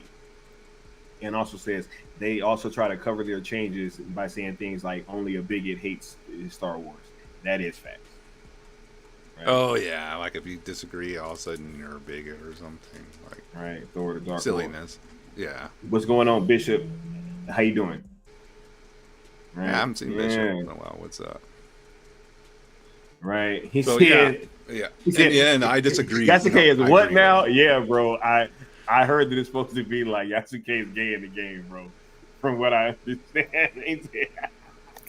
That goes back to my question that I gave on the Hold My DualShock channel, which I'm going to pose to the audience. Give me a strong male black protagonist in a successful franchise that's a newer franchise, akin to a Jack Reacher. And I think we got like what, 3 tops, I think, examples. You know, it just doesn't exist. Yeah. In mass, that is. Yeah. Nah, absolutely not. Facts. Absolutely not. I think everybody's kind of weighed in on this though. Speaking of which, Austin is back. You know what I'm saying? I'm You back. can go ahead and take over, bro. If you had anything that you wanted to add, you can go ahead and add. But we've all pretty much cooked on this, so Nah, yeah, you guys cooked on it, and I pretty much said my opinion at the beginning. Like we've said this numerous ways and numerous forms, and times. He's just saying it a little more eloquently and giving like really good examples of like, yo, you're gonna tell me you're not gonna listen to these authors, and then she's like, bam, bam, bam, bam, and another one. And I'm sure at the end there he wanted to mention himself, but then he was like, well, anyone, really. But those are all bona fide names, bona fide authors that he mentioned, and he's absolutely right. Like, why are you straying away from the source material? I'll say this: I don't know if you mentioned this, Leon, but I mean, it's still a thorn in my side. Of I love everything that Netflix does, but they fucked up the Cowboy live action Bebop. Cowboy Bebop. Yeah, dude, they fucked that up, dude. They fucked it up. As much as they stayed faithful to a lot of things, like they just fucked that up so hardcore. Like I can't. I Here's can't my forgive them opinion for on that. I 100% understand that people think it's an effed up endeavor. I truly do. I'm a very understanding person when it comes to adaptation. So when I saw it, I was like, it's it is what it is. Overall, I thought it was okay, and I thought it was something that you can improve upon. Mhm. But that last episode did piss me off. The way they introduced Ed, spoilers or whatever, I guess. But no, I mean overall, yeah, I feel you on that, brother. Like Yeah. you could have literally just, even if you didn't want to adapt the episodes themselves, you could have still taken the same vein, like taking the same approach, same DNA, and just gave us episodes in between the episodes, right? Or just Ooh, yeah. flat out show us the origins of all these characters. You get what I'm saying? Like there If could they, have been all these different angles. yo, imagine Cowboy Bebop, the Syndicate, and we just see the days of Spike and Vicious, like Facts. in the army and shit. Yeah, dude. Mhm. Yeah, yeah. They could have done Yep. so much more if they wanted to adapt the source material on that. Yep. And that is a bona fide source material. Like it still hits to this day. Still has making money, merchandising, new people being introduced to it. Like it's still a bona fide hit series. So why are you straying away from it in any way, shape, and form? Like that it's such a cult favorite too. How much people have watched, and there's only a limited amount of things to get from this series. So if you're gonna stray from it in any way, shape, we're gonna know, and we're gonna be like, "Why are you doing that?" Right. It's not you like know? One Piece that has like infinite amount of episodes, and they're still being hella faithful to it. Right. From what I've heard, I think I they only learned. know One Piece based on the live action thing. I've never watched the anime. Me either. Me either. I But got I a will two-part say, question after okay. you're done. No, throw it to us, bro. Go ahead. This is totally off. Should Black Panther been recast? And why can't they get Blade right? It just seems like it's a freaking. You guys are talking about black characters. Blade should be able. Kind of should be easy. He's a badass vampire hunter. Dude. Why is Okay. that Strong, wrong? Why can't they come up strong, with straight black males, right? Yeah, it's so weird. Like Yeah. Marvel will go out of their way to hire the third floor from like, if anybody doesn't know who the third floor is, I'm pretty sure our audience knows, but the third floor is the VFX CGI company that helps to create their films, and they have been working with Marvel for, I believe, since phase 2 onward, and it's an estimated amount of 60 to 90% of the film is already structured per film. So they go out of their way to make sure they got all those other movies down packed. But when it comes to like Blade, like what's good? Is the third floor unavailable? Y'all don't know what y'all doing now. Now all of a sudden y'all want to go old school and do it right. You know, when it used to be y'all had this shit in the can and you were just looking for a director. Want to know my opinion on that, Leon? Is Mm. because they're trying to fit a round peg into a square hole. Like they're trying Mm. to not make a strong black male a strong black male. They're trying to dumb it down, probably make him like I don't know, just Yeah. way off It- course, and it's not hitting because they're not being faithful It's to the never source gonna hit. material. You know what I'm saying? It was Like- rumored he was supposed like to be you the said. 4th lead in the film. It What was rumored. It was rumored that he was supposed to be like the 4th lead in was the the film. 3 first of them? Like 2 ladies and a And trans person? It was supposed to Yep. be I a think something female about focused film. His daughter Yeah, was supposed man. to be the main Yeah. character, and Blade was just taking a back Yeah. seat. And what's crazy is, yes, they should have recast T'Challa. They absolutely should have. And I think that, it's very weird that, they'll recast Terrence Howard so quickly. You know what I'm saying? And they'll give us another fucking War Machine. They've recasted a whole bunch of people, and we've just all accepted it. We got Edward Norton as the Hulk, and then all of a sudden he wasn't the Hulk anymore. It was Yep. is the other gentleman. Mark Ruffalo. Yeah. Yeah. It's like we've had to accept all these other recastings, but with Black Panther, it was like, nah, we can't do it for some reason. And then Yeah, also, right. when All it of a comes sudden- to, Blade, we can't get the fucking Blade movie fucking done right. Like, come on, man. Bruh. Watch know, the and- first Blade movie. It shows you how it's done. It's right there. And it's like they think, I don't know, maybe Marshala Ali. How do you say his name? Is it Marshala? It's Mahershala. Mahershala. Mahershala, Okay, yeah. I was forgetting a whole damn syllable. He, I believe, now has enough pull too in his acting career where he's probably not like taking the shit either. Like they wanted to win the day with the headline and win the whatever announcement it was. Like, yo, we got Ali as Blade. It's gonna be sick because we're Marvel and we're doing it. But then they wanted to. Which Yeah. he should be a dope Blade. He should, Yo, like, he by is. all accounts. He Just probably, do By all it. accounts, he probably thought, yeah, I'm gonna be doing some Wesley Snipe Right. shit. I'm gonna be Yo, fucking Especially Fact. with like kicking that, ass. He that was probably pumped up, that laugh he has. He has that smooth ass laugh. That's Yeah. like if you watch him cut a vampire's head off, he does that. Mm. This should've been sick. right? Yeah. I'm gonna say this because I know like we got other topics, so I just want to say this real quick. I think to wrap up this whole George R.R. Martin thing, right? Leave the source material as is and pour your passion into the source material. That's number one. And number two, stop trying to flip everything into some girl boss bullshit. Because at the end of the day, a bunch of women ain't going to see these movies, and that's not Yo. me being misogynistic. That's just statistics. That's just facts. It's a bunch of dudes going to go see action movies. That's how it's Mhm. always been. That's how it always will be. We know It's never gonna what- change. right. That's not to say they don't go. They just don't go as much as we do. And if they go, a lot of times it's because we're asking them to come with us. Like, Mhm. come on, man. Yeah. So it's like it's the same way when a romantic comedy comes out.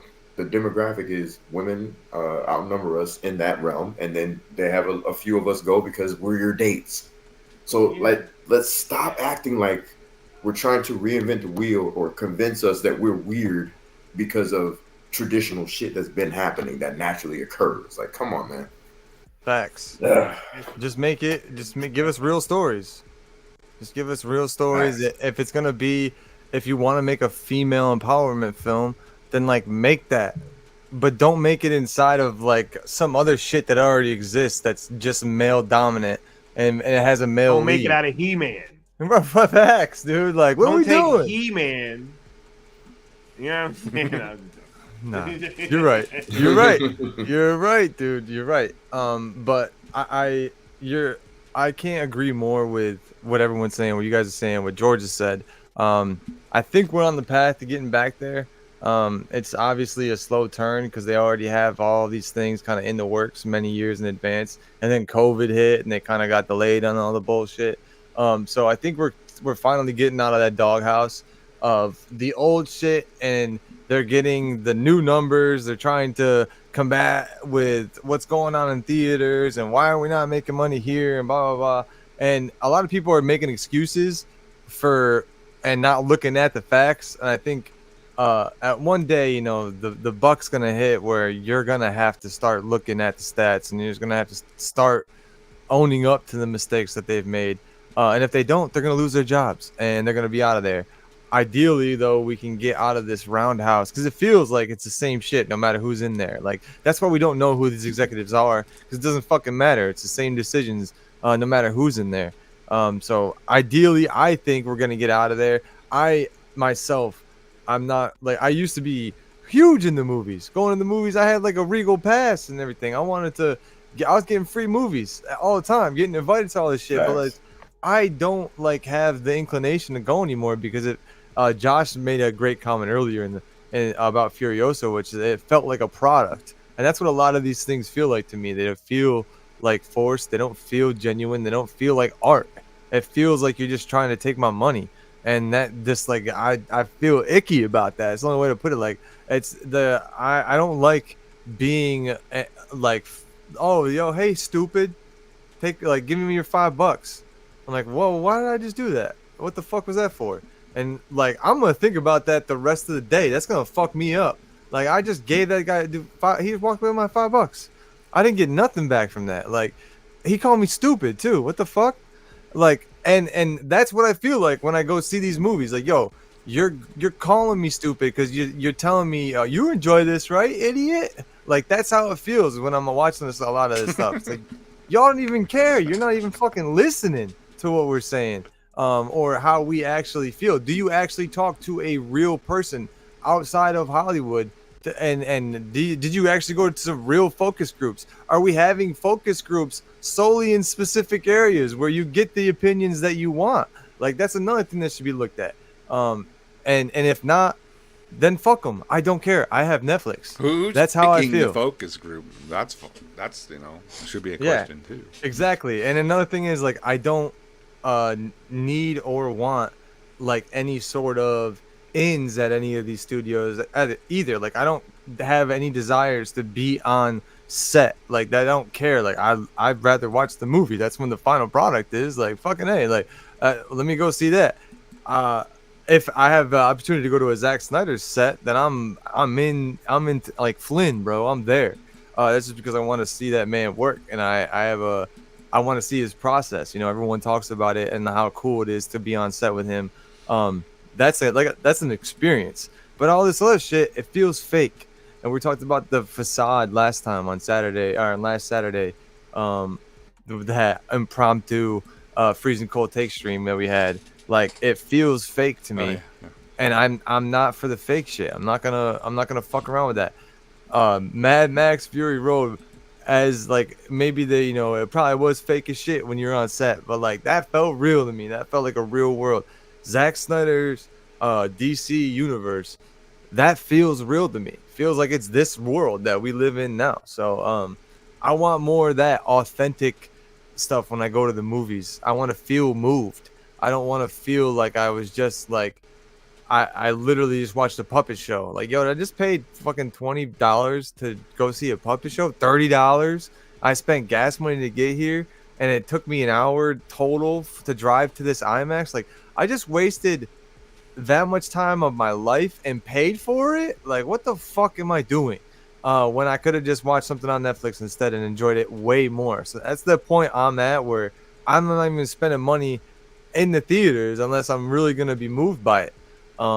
So that is my opinion on all this source material stuff. If you're not going to stay faithful to it, you're just going to start losing money, and hopefully these people lose their jobs, and hopefully we get out of this turntable of bullshit in Hollywood. But that's a conversation for another day. If we want to get more into that, I think we should move on to the next topic that I mistakenly had up when we started the stream. It was a little Easter egg for everybody. If they don't mind. The next topic, Leon, we're just gonna throw it at you right now. I just saw your private chat, bro. Here we go. Bubban. Fuck it, we do it live. Nah, we in here, dude. Yo, you're muted, Scott. No, you're not. No, you're not. I just didn't hear you. But yeah, Syndicate rebrand. I think your sound is not on, Sky. You are. Oh, so it wasn't just I me. heard somebody's phone. He's speaking from I the am void. muted. That was my muted. phone, I was but, like, yeah. fuck it, we're Okay. doing it live, right? Oh, you must have muted your phone, but not the. Okay, gotcha. Yeah. I didn't see. No, Yeah, I that didn't wasn't see my your phone. mic mute. No, that was Necron. No. I said you must have That was muted my your phone actual making the phone. sound. It was a bad phone, dude. Yeah, no, I muted the I muted it on the StreamYard, and not the mic. Oh, okay. Gotcha. Yo, little inside baseball for everybody. Everyone's watching the show. Like, yo, you guys gonna get it together? We are, bro. I will let you go ahead on this, Sky, and if you wanna take the ball on this, and then we can obviously Absolutely. go ahead. Absolutely. Yes. This was something that we wanted to bring towards you guys just because I know that, especially with myself, I've been kind of out of the loop recently. As you guys know, I was focusing on my health and a whole lot of stuff that I had kind of going on in my personal life, and I wasn't really to be able to be as engaged as I normally am. And I think that in this time is that I was kind of having to focus on everything and kind of see what we were going to be doing going forward. Something just kind of dawned on me that I feel that it's important for us to kind of come out here and let you guys know just and just be completely transparent about what we're going to be doing going forward. So going forward, right, the Syndicate, as you guys have been seeing it, we've been rocking out. We've been collaborating with a whole bunch of dope people like Hold My DualShock and just all these different creators. And we've really been having some great conversations. And I think that I just wanted to let you guys know that when we think about the Syndicate and what we're doing going forward, it really just includes the people that you've been seeing us working with and that have been over here in these past few months, kind of rocking out and really showing their support, right? It's been a time of what's the word that I should use? Before this, it was a little bit of a time of uncertainty on certain aspects. I think that when I really took stock of where we were at with everything, and the collaborations that we were doing at that point, we just really decided that going forward, it would be better to just focus on the relationships that we have with people that we feel are like super genuine, you know what I'm saying? And that we don't have to kind of worry about some of the things that we were having to worry about. There's been a lot of things that have been going on that you guys have not been privy to. And I think that when we look at,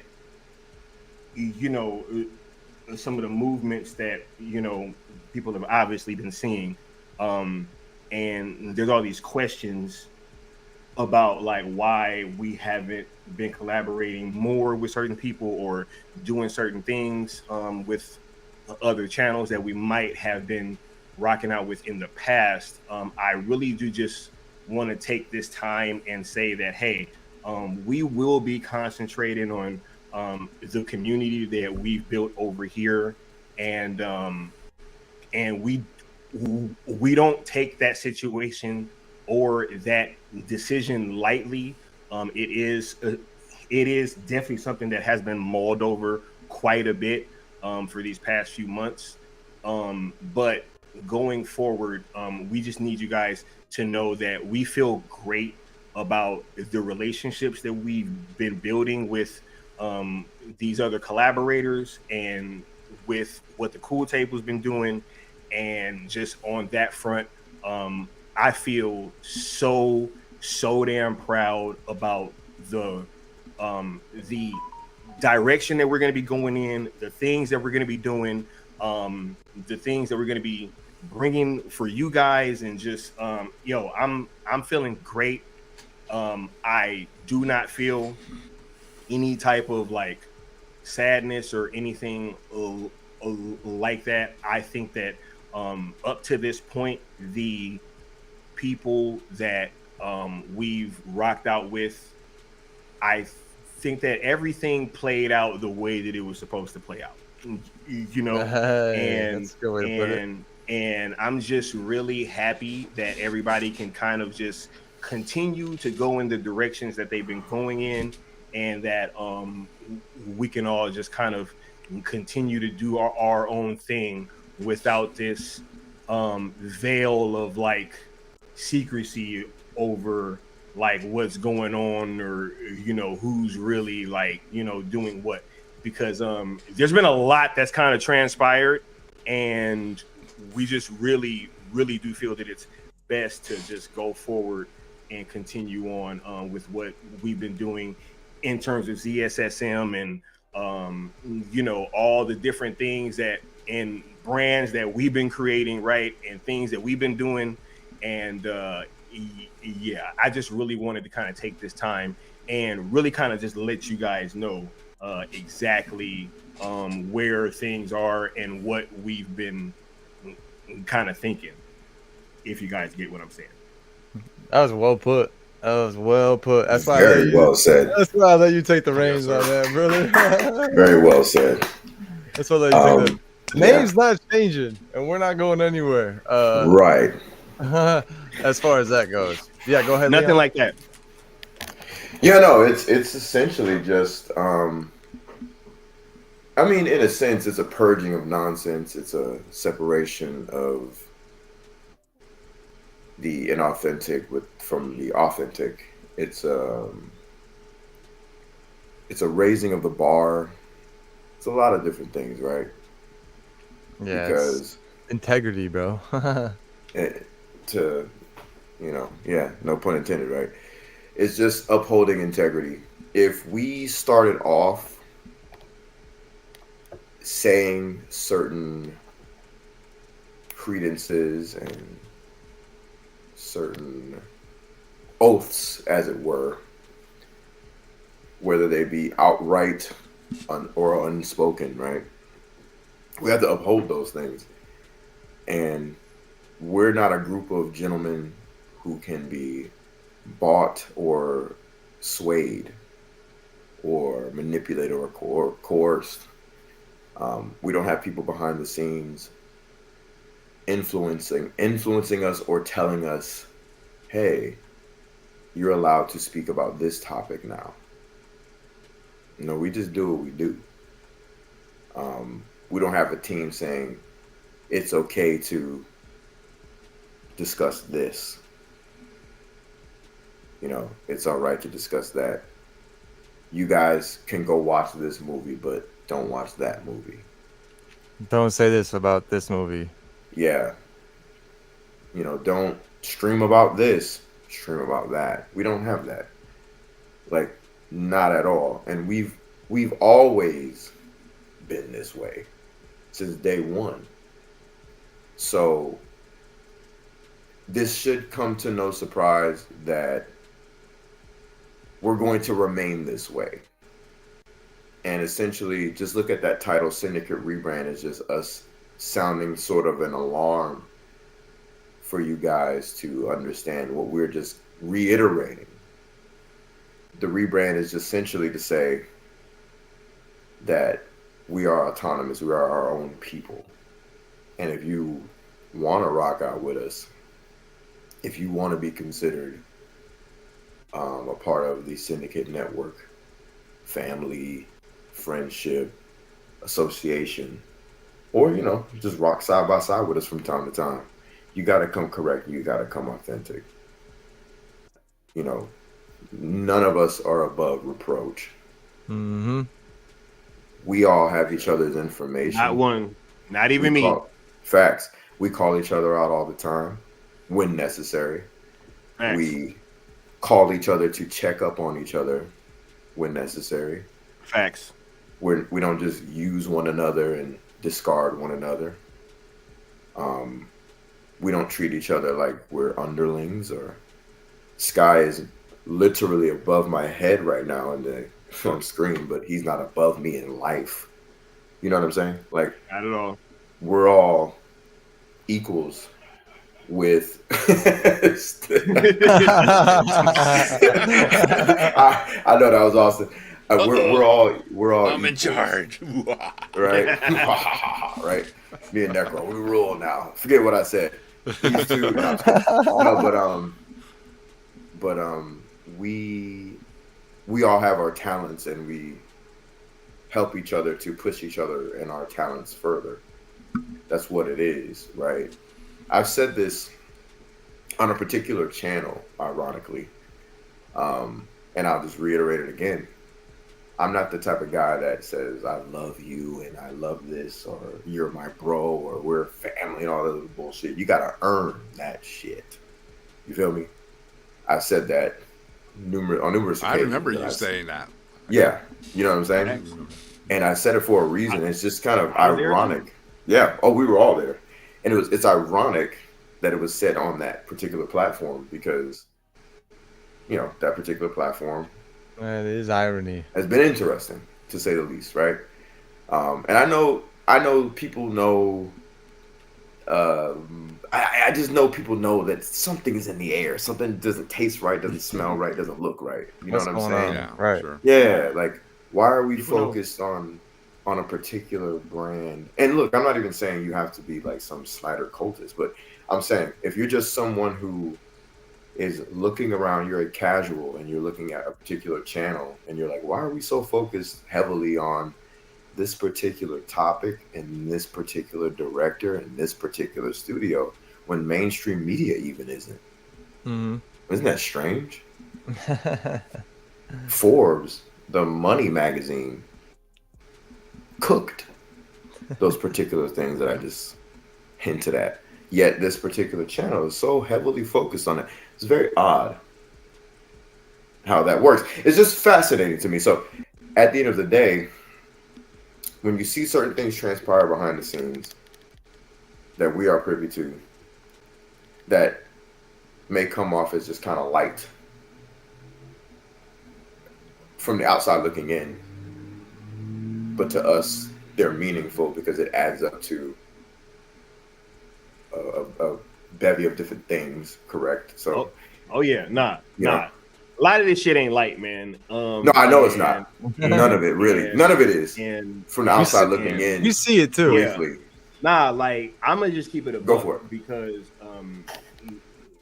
you know, I already said what I wasn't gonna say, but you know, yeah, like, there's been stuff like I couldn't even get answers to questions that you guys would never imagine that I wouldn't be able to get an answer to a question to, you know? Yeah, word. You know what I'm saying? And then like, it's like, yo, I'm trying to reach out, trying to put together this Rebel Moon red carpet, you know, the first one, and like, can't even get an answer about what. I was like, what the fuck? Like, okay, you know, that's odd.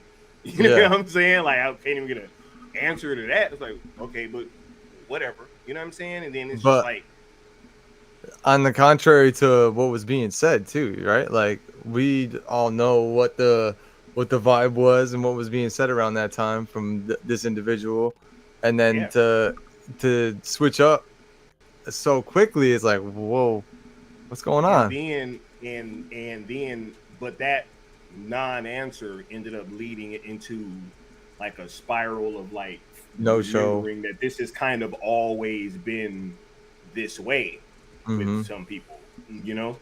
And then you have another situation with somebody else, right, where I literally reached out to this person 2 to 3 hours before I went to the party, the fucking release party, you know, and it was all love. Like, it was all like, you know, hey, I'm always rocking with you. Like, you know, I ain't never gonna be talking bad about you, blah, blah, blah. Always got your back. And I'm paying homage. Like, yo, you know, you part of the reason why I'm doing shit like this. And then the day after I come back from New York, I gotta watch a stream with this person talking shit about me. And I'm like, what the fuck? I'm like, yo, like, what's going on? Like, what is going on right now? You know what I'm saying? Where like you got certain people moving like this, and it's like, okay, I see that, you know, and then I'm unraveling, you know, I'm unpacking that, and then it's like, okay, you know, all right, I see that on that end, and then all of a sudden, you know, it's like, damn, the other homie who I was just talking to, I gotta sit there and watch a stream with this person talking shit. You know what I mean? And The I was whole just time. like, what? I was just like, wow, this is insane. And so it was really at that point where I knew for certain.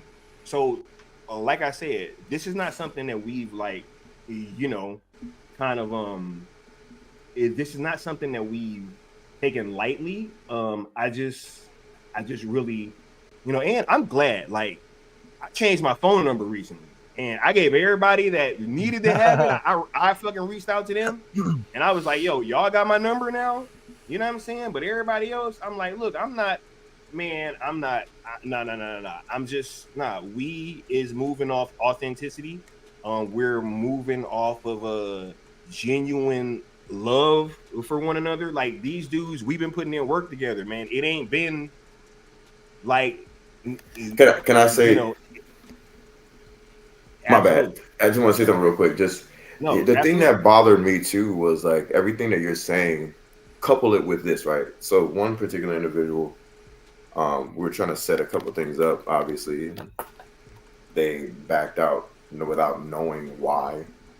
They never gave an answer. And it was just really weird, half steps and half measures. So it went from that to like then DMing and talking about doing shows. Like trying to create a show together, and I was just like, we can't even get you to like reply to things that we would like to do. I'm very confused. Important shit. Yeah, like I'm very confused. Life changing, campaign changing shit. Facts. You know, going to the red carpet, y'all. Y'all right. remember how big of a deal that was, right? Right. Didn't even get an answer. And then literally you're in my DMs and Sky DMs talking about doing shows. Like after going completely zero dark 30 crickets, I could hear a church mouse quiet. Yeah. You hear a rat and it's like pissing on cotton. Right. And it's like man to man, we respect whatever you got going on in your life and on stream. Like it's fine. Like it's cool. Like I'm not gonna blow your phone up. I'm not gonna blow your DMs up.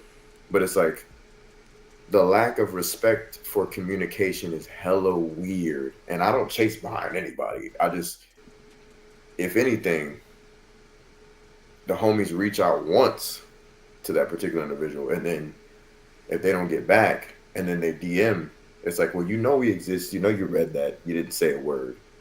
You didn't pick up the phone. You didn't reply on text. All of it's weird. All of it's okay. But don't then have the gall, the unmitigated gall to be like, hey, let's do a show. Like, what? Yeah, you gonna say something about that whole situation that just transpired at least? Because people have seen us all on screen together. And so it's like, if it's that, how do we go from that to we're all buddy, you know, shout out to this, shout out to that, from that to zero dark 30? And how you feel when you hear that shit too? That you gotta like be like fake too? Like I'm like, whenever I hear that, I'm like, yo, do you even mean that when you're saying that shit? That's why we go full circle to what I said. I said ironically on that particular platform, I said what I said originally, which is I don't do that love shit. I don't do that. You're my bro. You my family shit. You my homie. You gotta earn those titles. That shit means something where I'm from. That shit ain't no throwaway language. That's like a motherfucker just being able to call themselves a soldier. Huh? No way, bro. Right? Like a motherfucker just walk up to me and be like, "Yeah, man, I'm a soldier," and I'm like, "Oh shit, word." Like, what's what up? Infantry? Where you go to basic training at? Like, blah, blah, blah. And it's like, nah, I ain't do none of that though. Like, Yeah. what? Like, Motherfucker? what? Like, no, motherfucker, talk to me, bro. Facts. Man. Yeah. Man, if y'all would have known, bro, the like, fucking links that we've gone through, the gestures that have been made, I ain't even gonna go into that. What? I ain't even gonna go into that. It's like Oh, this you was mean sick. you That mean shit's those like- gestures? Yeah, The it's monetary cha-ching. Yeah, nah, I Hey, feel you. I'm just We ain't saying, gonna get into like, it. no. But at some point, it's like, bro, cool. I get it. We just gonna move forward, but the people have to know. That's the point. That is the point of this stream, because I felt like there's been too much left up the interpretation. You dig? And don't even trip, Good because point. look, we may be having to address this small shit, but look, we got so much great shit just on the other side of this topic. Yeah, So just, dude. allow us to cook for 1 second, but just know that, look, man, we moving forward. You know what I'm saying? So look, I'm gonna say this real I quick. wanted to get y'all takes, and I'm gonna go back to being quiet. So, Yeah. I'm gonna say this real quick, and I'm gonna let the homies, the good Austin and Necron, cook and say their piece. The reason that me and Sky going ham is because me and Sky, Sky knows I've been wanting to get this shit off my chest. Hey, for a hot Leon minute. has been fucking chomping at the bit to do this stream for months. Because y'all know me. He's been I'm the- chomping at the bit for months. I'm the to do behavior this fucking guy. stream. Yeah. I'm the Facts, psychology bro. guy. So, I'm the hey, sociology guy. When I see That's some why shit, I'm quiet now. You gotta I say see it some a mile shit. away. Right. And then Sky connecting shit, and then Necron and Austin. And we're sending And then it's shit. crazy. Then we all get together and start having conversations like, what? Like, we ain't crazy. So No, anyway, right. I'm gonna say this real quick, and I'm gonna let them brothers cook. So I'm cool with movie. I want to make it very clear. This is not about like owning and hoeing and acting like a person has to do exactly what we are doing. That's not true. Hold My DualShock doesn't do exactly what we do. They do their own thing. They do them. Go ahead. I'm gonna let you say what you guys say because I know you want to. Go ahead. Look, real quick, because Mhm. that's very important, and it's something that I touch on in my conversations with Leon all the time, right? Oh yeah. Go for it. If there is any content creator out there that can reach out and be like, yo, Sky pressured me to talk about something, or Sky did this or Sky did that because we weren't talking about what he wanted us to talk about, like, I'll give you $1,000, homie. Because can't nobody say that. Facts. Can't nobody say, Scott, because I don't care. We talk about other shit, right? Y'all see, we done brought Night Shift back. It's just like when Night Shift was here, when Guy Rest His Soul, when we still had the homie Mikey here. We was talking about other shit, Mm-hmm. right? Ain't nobody saying that you got to talk about Sale all the time. Ain't nobody saying you got to talk about Netflix all the time. Ain't nobody saying you got to talk about Zack Snyder all the time. But when you ain't staying true to what you have set forth as to be your own morals and ethics, you know what I'm saying? Talk about it. And then also when I have to look up and I see that you're moving in a way that is causing all this confusion when people is coming to us with shit. Like, yo, what's going on? And then that lets me know that there's confusion afoot, right? That people are saying, like, what is going on? Like, why are these things happening? Like, why is this person doing this? I'm gonna say this real quick, Sky. I'm gonna say this real quick. Sorry, my bad. I'm gonna let you cook again, because you're saying exactly what I was about to say, which is basically like I rocks with that. I'm gonna just say this: 2 things.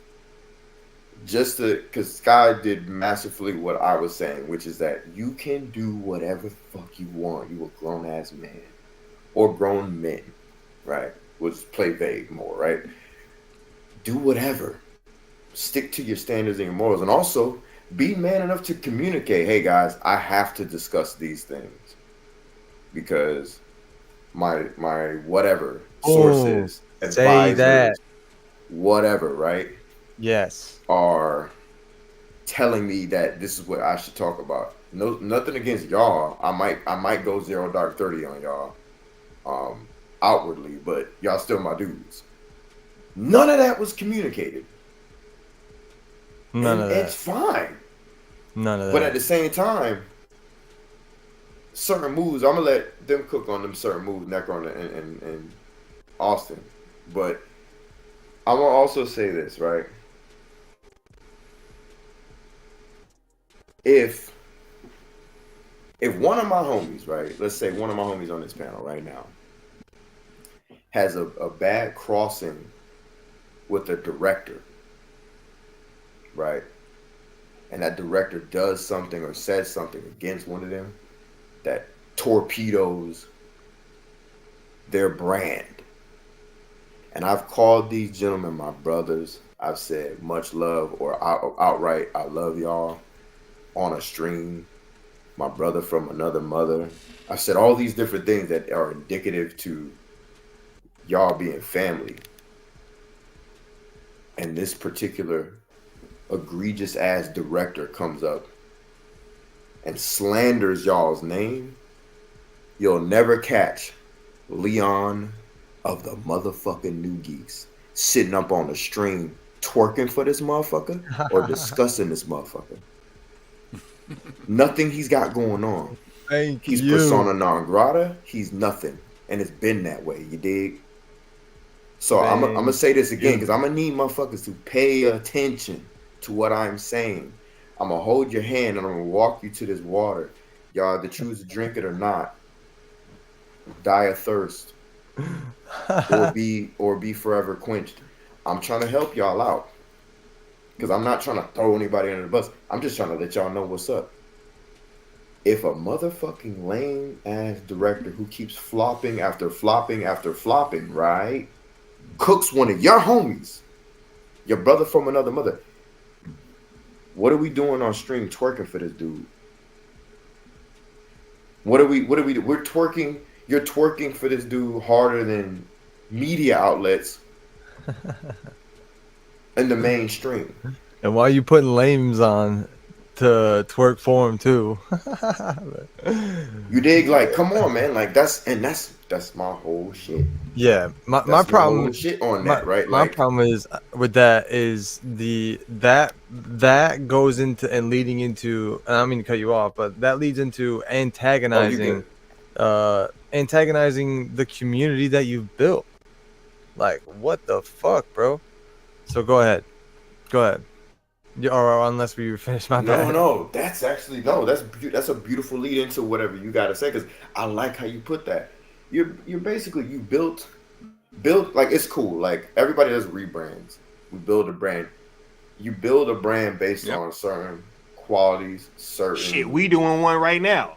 Facts. You did? Facts. And we how would this I want everybody who's listening right now.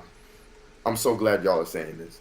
I want everybody who's fucking listening to this right now in this chat right now. I want y'all to do this. Do me a favor. Just show me something indicative of what I'm about to say. Actually, it's going to be specific.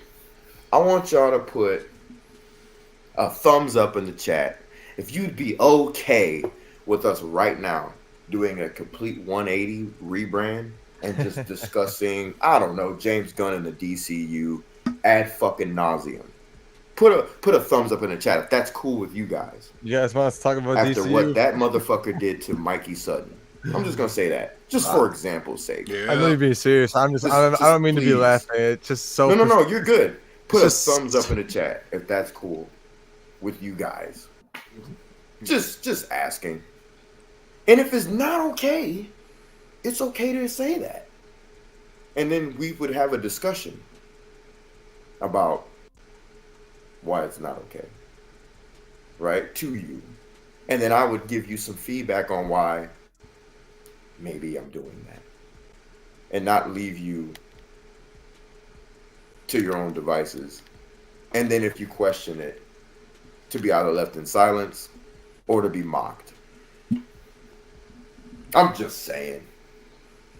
So if you build a community based on certain criteria, certain aspects, and then turn around and do the opposite with no real answer to that, then yeah, I'm just saying.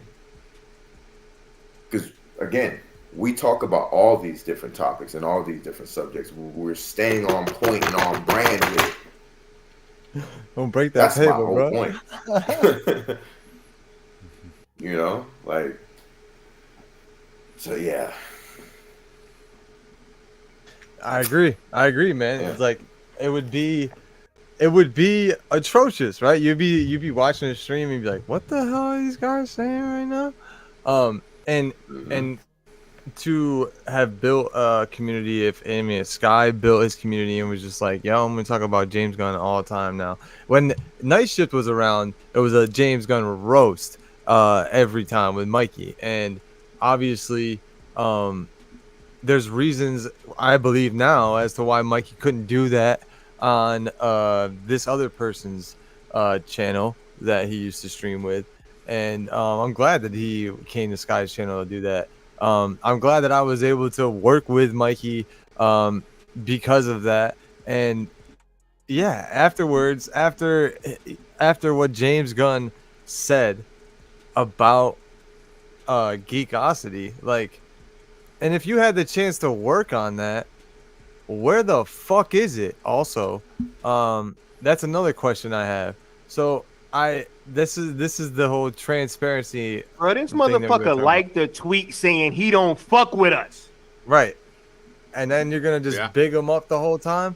And what are we talking about, bro? yeah, right. I know, dude. Talking about James Gunn, correct? Yeah, James Gunn. Yeah. For those only- that don't know, James Gunn liked a couple of tweets that had my From name his and Sky's name. verified fucking my name, Leon name, and a cool tape. Right. From And his look, verified fucking account. the point of that is to say he's slighted us, James Gunn has, and he's damn sure torpedoed Mikey's brand, and that affected Mikey's money. That affected Mikey. And and possibly Mikey. I don't want to go that He deep, put- but hell, dominoes do affect, correct? Stress on my financials, which you know, when you have stress on your financials, it put fucking stress on your life. This is how it Until goes. the day he passed, bro. Facts.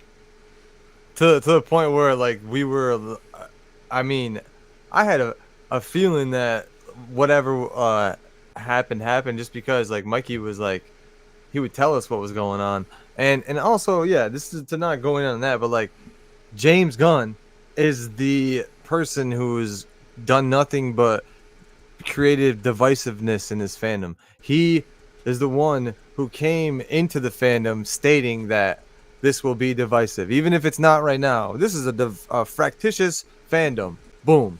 I stamp my stamp on that. That's what it is. That's what I'm calling it now. Fractious. I'm not saying that we can unite this fandom or this is a great group of fans or anything like that. I'm not doing that. I'm gonna put a negative connotation on this entire fan base as soon as I walk in the door. And then we're gonna big him up the whole time. We're gonna be excited about these things. I thought we were supposed to hold them accountable for when they fuck up and when it's shit and when we know we're getting shit. Not all of a sudden we're eating plastic and we're like, this tastes good. This tastes like candy. Like, nah. I think I thought for a second I was the only one. So I was sending it to the Cool Table chat and be like, yo, you guys seeing this shit? And they immediately be like, yo, what the fuck? And they go check it out for themselves. And Necron was usually the one like, yeah, saw that too. I thought, like, glad that you just saw it too. It's so funny how we all know. Well, dude, that's where we came see from. That's where we all came from, dude. That's where we all like got our ins together and were introduced to each other, which is why when Sky said his opening like statement on it, like it's not easy to like try like be like, all right, man. Like it's not easy to do that, and it's not easy to something we don't take lightly, but it's something that has to happen. Like we have to move forward and move on and kind of be like set ourselves apart from this other shit, because that's what it is. Like and the last stream that I tuned into from this individual was just like literally, you got Snyder fans on the stream creating eloquent points, and they're giving facts, are back. I would say giving good statements that aren't just wildly emotional. They're actually giving good opinion pieces and talking out their opinions in a very eloquent way. And then you throw a wrench into that whole parade because and it's just kind of like this forced the representation thing, right? Where they say, no, we're doing it because of this. Like, you have some guys on the fact that you want to have all opinions on your platform, and you say it as a slight towards other like channels. Like, nah, here we appreciate all opinions, and you have to make it a statement rather than just have that be a part of your actions. But what you do is you have somebody bring somebody continuously on your platform, and you big them up, and then you put them in an antagonistic situation where you knew that was going to happen, and then you create this on your channel where you have two different ideologies about a very divisive subject, and you just sit back for a while and just let it play out for monetization purposes. That's why that happened, everybody. Oh, yeah.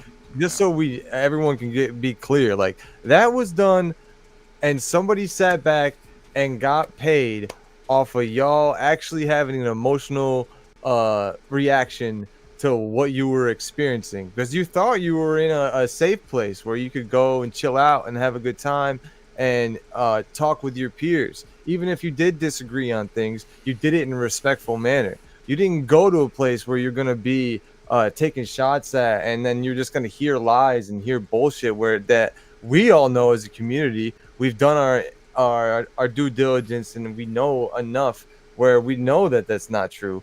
And we're the ones who have to combat those narratives. But then you bring an individual on your platform that just capitulates all those narratives and just continues to compound on all that bullshit. And you do it where you have people on your channel who have been in your community for years, have paid you money month after month after month after super chat after super chat after super chat. Can I say this one thing real quick? Sorry. Please do. Thank you. That's another thing.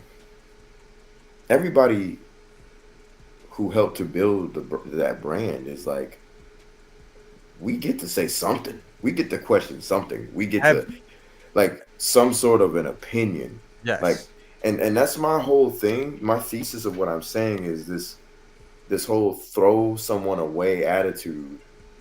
It's almost sociopathic. It's like, does anybody matter? Does anything have weight? Good point, bro. You get what I'm saying? Like that's weird to me. And I don't operate like that in life, and I'm not a very emotional person in that sense where I'm just like, I cling to people. But when I'm a duty person.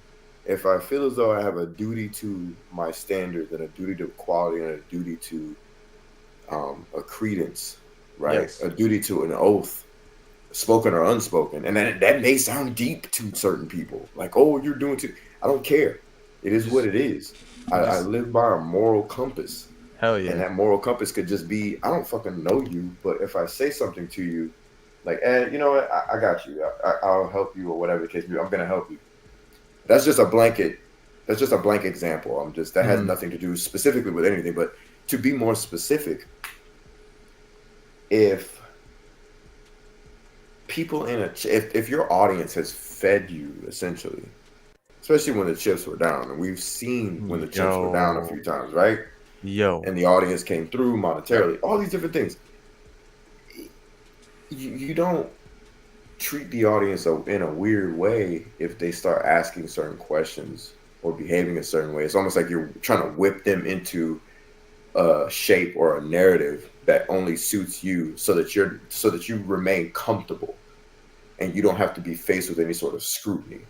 It's weird. You know what I'm saying? Mm-hmm. Like, I would never ask this audience to just listen to us and just go with what we're going with. If you don't like what you're hearing right now, you have every right to say, no, I give you pushback.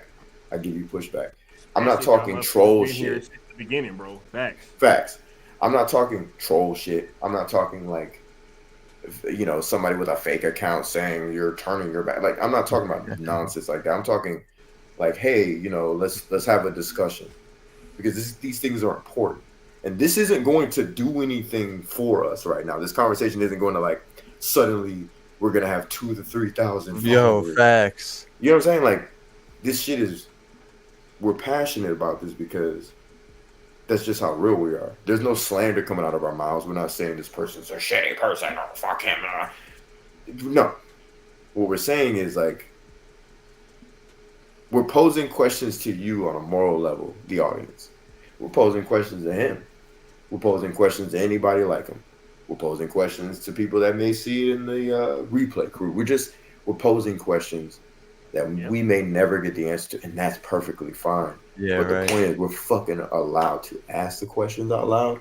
We're allowed to give you guys a piece of transparency, and we're allowed to say that, hey, man, if I bankroll a motherfucker, if I bankroll Wendy's, I'm allowed to go talk to customer service, and customer service ain't fucking with me. I ain't going back to Wendy's. Wait a minute. Don't the shareholders got something to say? Right? Right? Like when the fuck They has it usually ever been a do, thing where like the share or like the people that's putting money in your shit ain't got something to say? Yeah, look, and I just kind of want to end my thing on this, because once again, this is not even like something that is really a sad thing. It's literally just we are just having this conversation because the point needs to be made clear that there is a separation going forward. And we got a whole bunch of plans for the near future, the far future, you know what I'm saying? Like, and ain't nothing really changing on our end. So, and I would invite anybody that is partaking in any of our platforms to the way that you guys have been, be it the people that's been showing up to the chats, and the people that's been supporting us with super chats or being members on our channels, all that stuff. Like, you guys have it, you know, where it's like, hey, you guys have a voice in this. You guys really do have a voice in this. And once again, this is never about silencing any type of conversations or anything like that. This is literally just about, you know, our interactions with one another and how previous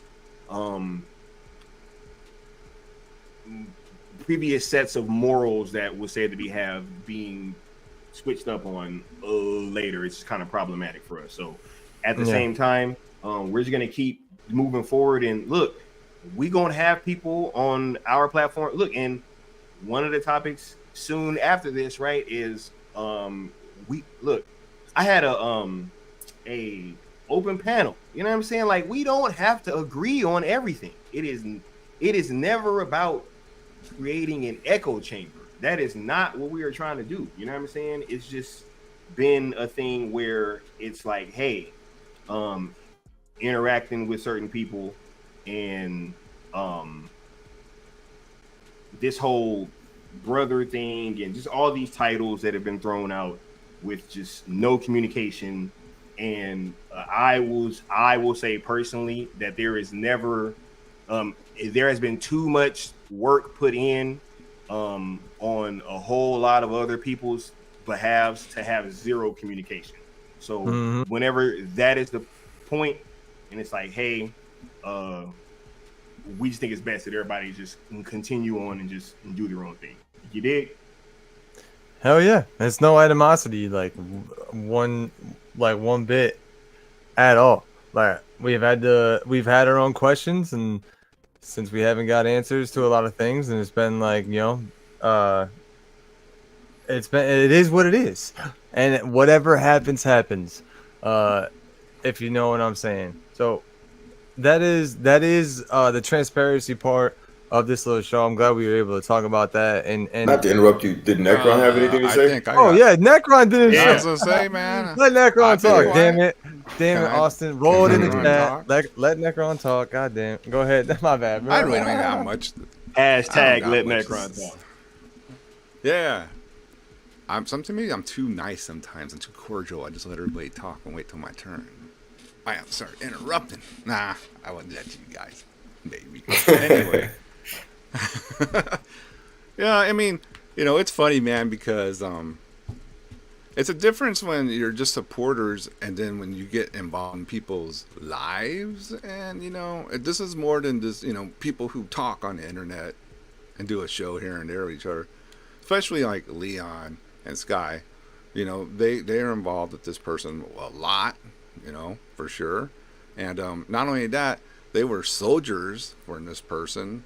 I remember some certain shows on Zod's channel where they literally went out there and did a lot of fighting, and I, kind of saved the platform from sinking sometimes. Some people may not agree with me, and that's fine. But that's what I saw with my own eyes, because the people that were pro were kind of bombing until Leon and Sky came on and cooked these antis. So, you don't throw soldiers away. You always honor your soldiers, Say it again, bro. That's how I feel. Say it again. The soldiers, you don't throw your soldiers away. You always respect your soldiers. And it's not like, oh, you're turning against them. Why are you guys doing that? No, that person kind of just threw people away, and it has been, I'm sure the people who are the real fans, not just the trolls trying to stir, they're probably wondering, like, why aren't these guys showing up somewhere anymore? What's going on? And I'm talking mainly like Skiiwalker, Austin, and Leon. Why haven't Necron they didn't been pop up on there too much? Why haven't they been there during any of these big events, dude? Like, that's another question to be asked. Like, the head of Netflix mentioning a certain segment of the Snyder fandom, DC being put on Netflix entirely. Like, why weren't there conversations then? I was wondering. I'm like, man, that would be dope to see that. Like, maybe fault or some of us, because we actually think we're friends. Maybe we weren't, and we won't make that mistake again. Yeah. Oh no. 1,000%, bro. And that was something that Leon and I definitely had some tough conversations about. You know what I'm saying? And that is pretty much what it boiled down to. It was like, yo, we can't be thinking that. You know what I'm saying? Like that. Like, some of these people are just content creators, and it's cool. Like, I get it now. I 100% get it now, and it's like, yo, moving forward, you know what I'm saying? Like, and like, I'm a content creator. I get it, but I'm just saying that there does sometimes. There was a line where you were thinking like, yo, you really like cool with somebody, but then it just turns out like, nah, you're actually not. You dig? So yeah, a pattern your of friends actions. Your friends will answer you. That's kind of, they'll let you know it's good or bad. That's what friends do. Yeah. So if they don't do that, then guess what? They're not your friend. So hey, that's that. I'm done. And it's fine if y'all are a little lost in the chat. If people who get it, man, I wasn't even gonna say this, but I'll be the asshole. I wasn't gonna say this, but I don't think some of y'all lost. Nah. I think some of y'all don't want to accept the fucking truth. I think they know what's up. Like some of y'all saying this, y'all real smart. I see y'all will pick up on the smallest minute detail. All of a sudden you're lost. Y'all know what the fuck we talking about. All right. Let's just ain't keep it a buck. And look, I'll take the negativity and I'll be the asshole. He said I'll be that guy. I'll be that guy. I don't give a fuck. I'll be Batman. Y'all motherfuckers, I'm lost. No, you're not. You just don't want to accept the fact that your hero, or whoever you have him or he or she painted out to be, has possibly failed you in a way. That it's okay though. Hey man, just accept that. Clout is a hell of a drug. You know what I'm saying? Yeah. Don't sit up here. I'm lost. You ain't fucking lost. Come on, man. Cut it out. Come on. Some of y'all I know are lost. I know, like one the newer people probably. Yeah. But I ain't trying to hear this shit from the day ones. I ain't trying to hear it. Y'all can miss me with that. Here's what here's what it really is though, right?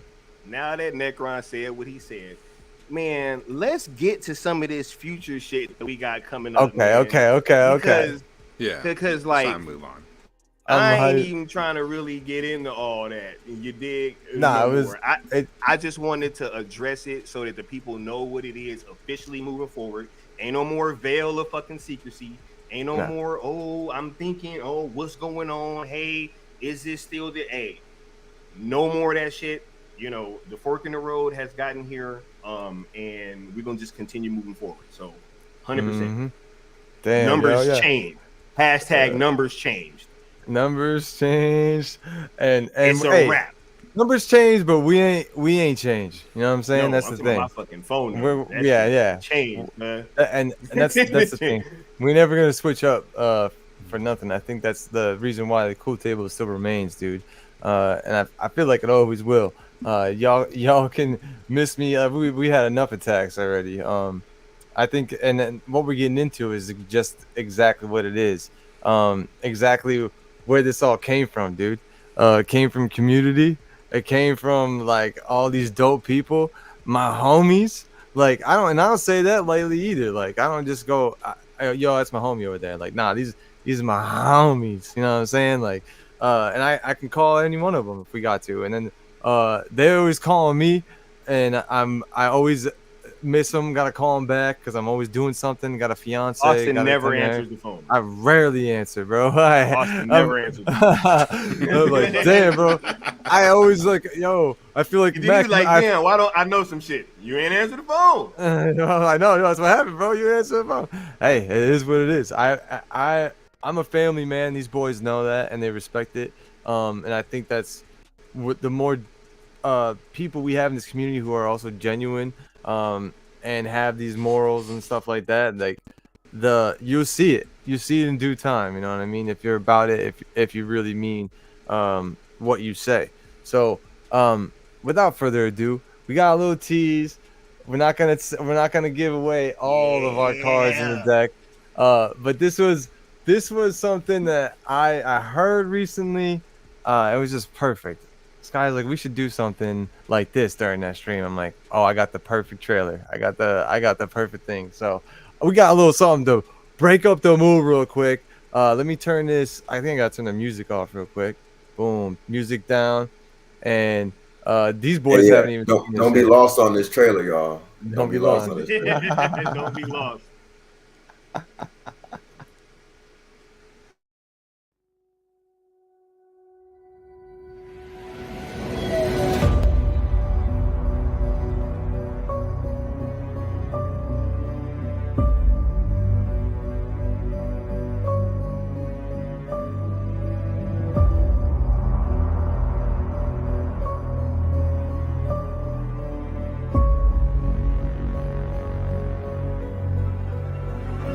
Empty spaces, what are we living for? Abandoned places, I guess we know the score.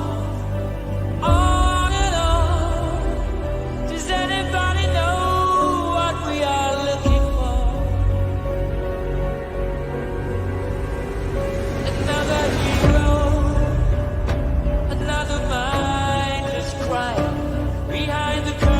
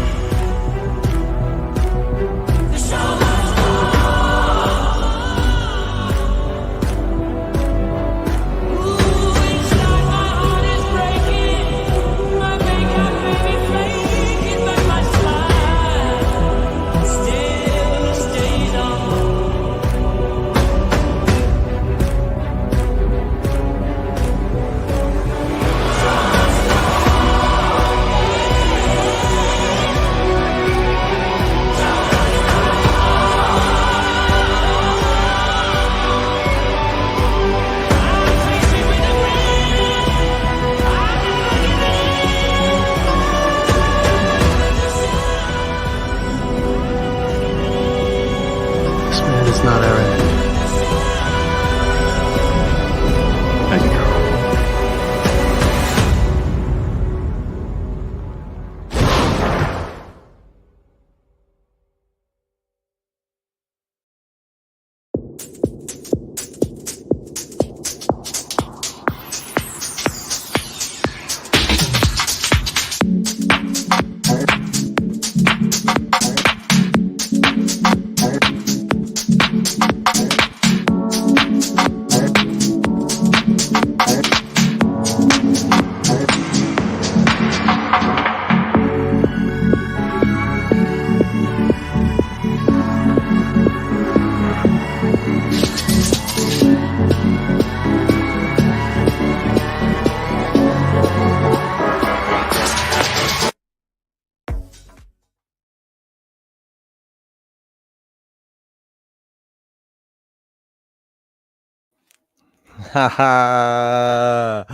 Let me get them thoughts. Let me get them Yo, thoughts.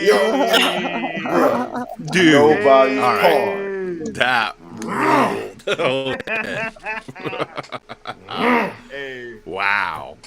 hey, we The show gotta must run go that shit back on the way out of this bar. You know what I mean? You know what I mean? Everyone's like, what's going on? Wait a Run this second. shit What are you back. showing this for?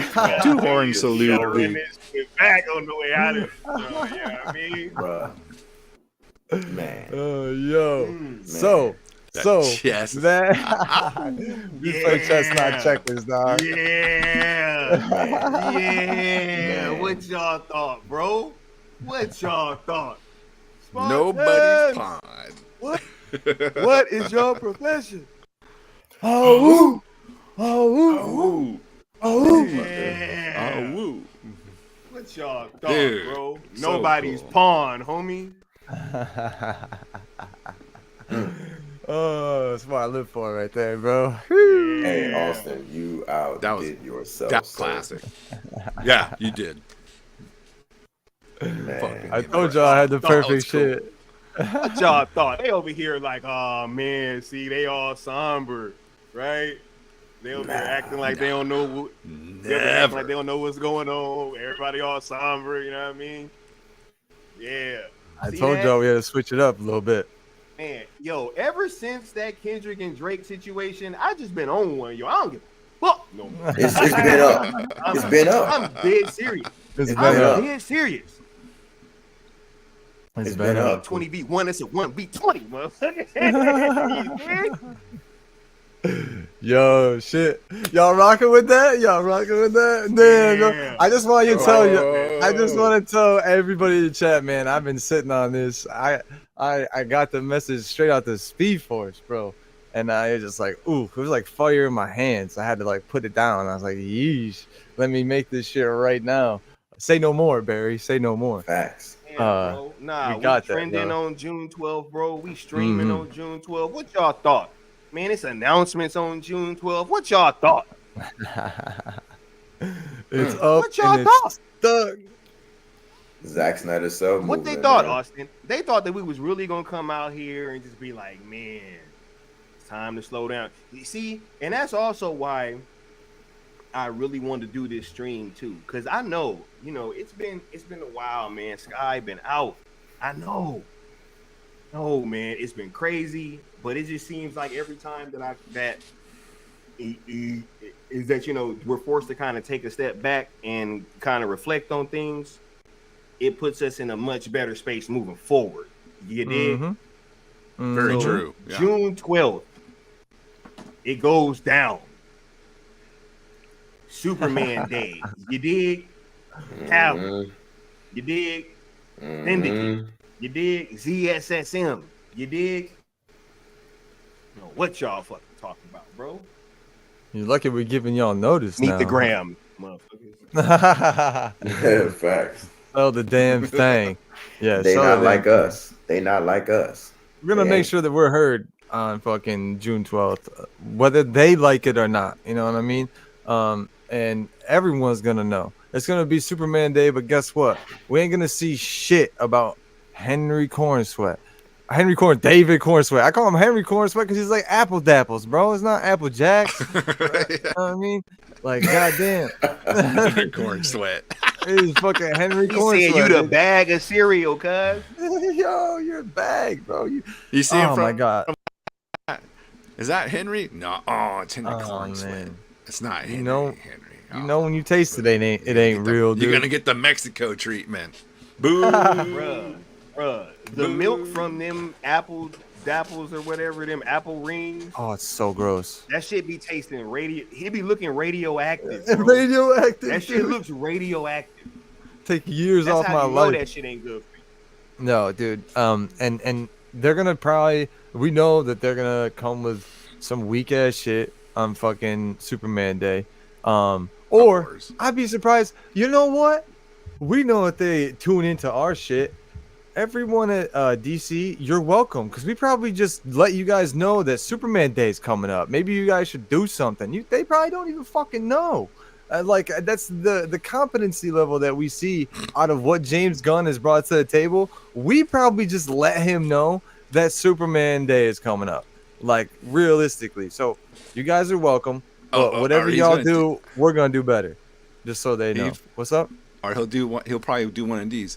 Well, I was gonna announce this on this date, but it just so happens it's Superman Day. I didn't even know. I didn't you know? even know. Oh, yeah. Oh, wow. Amazing. It's Another Superman crazy Day? coincidence. That's crazy. It's what? That just Yo, so did y'all I happens. was see going that to release shit a where, new like- picture Yeah, of my the movie cousin's that uncle's day. father's niece, her birthday is today. And that's when I was writing the script. And that Bruh, Yeah. did y'all see Fucking that lame shit shit, man. where like a while ago James Gunn like called Damon Lindelof a hack, and then all of a sudden he's up here, oh yeah, but I just hired him to. Yeah. It's like fake what? as fuck, bro. Fake as fuck. That's crazy. Hey, but that what's interesting when the people who cover him are similar in that way. It's very weird, right? Like the inauthenticity. Bro, oh wait, no. Listen to this. He says Lindelof is close to Satan in my book because of the end of Lost.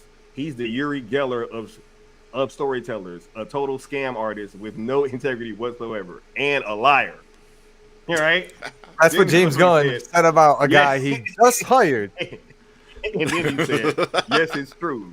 The Lantern DCU series is putting together a crack team of writers based on a wonderful pilot script and Bible by Chris Mundy, Tom King, and David Lindelof.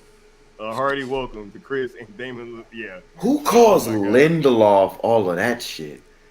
Lindelof? Yo, Lindelof's amazing, bro. People may not agree totally with what he does, Right. but it's Lindelof, bro.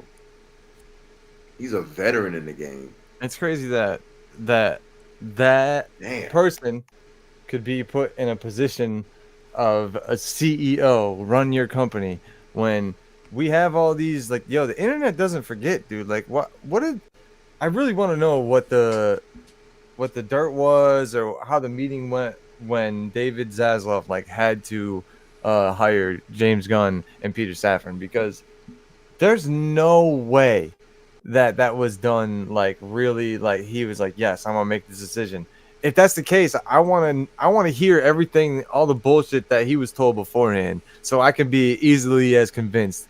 But this is another situation where people are telling you, you like this, right? Don't you, idiot? Like, that's kind of like what I feel like David Zaslav was told. Like, yo, you're gonna like this. This is gonna be good.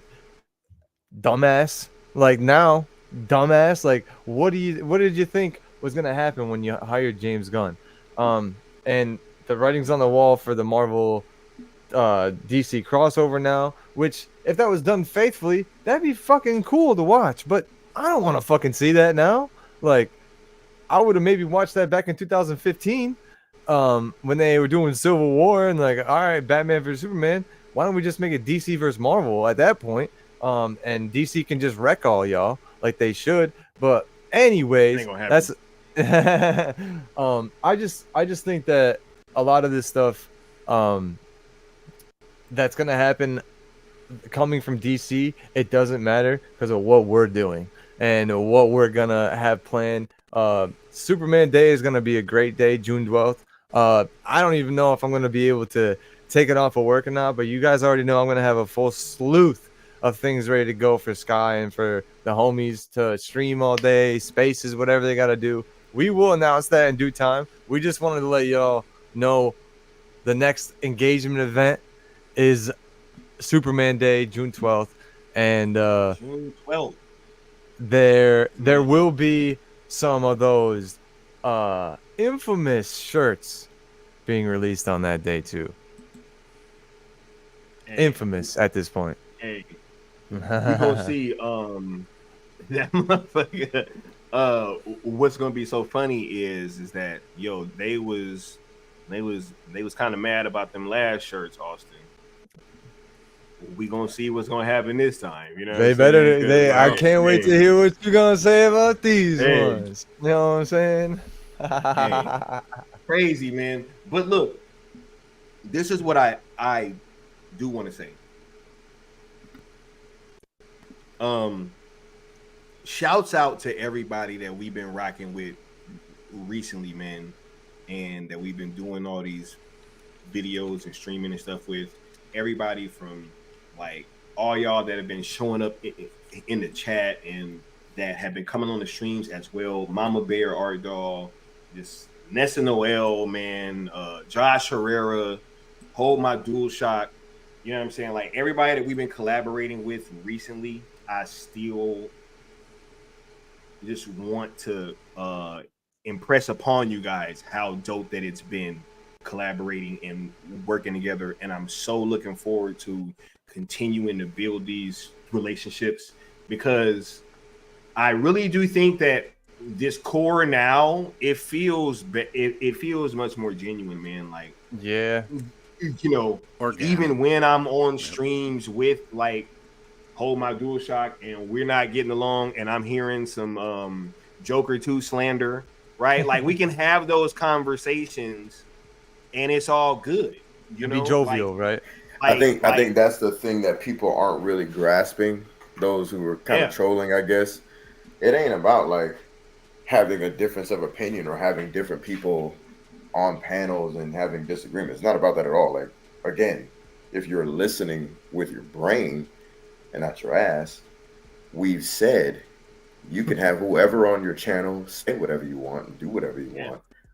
It's the inside stuff that we've already hinted at that I'm not going to go over again.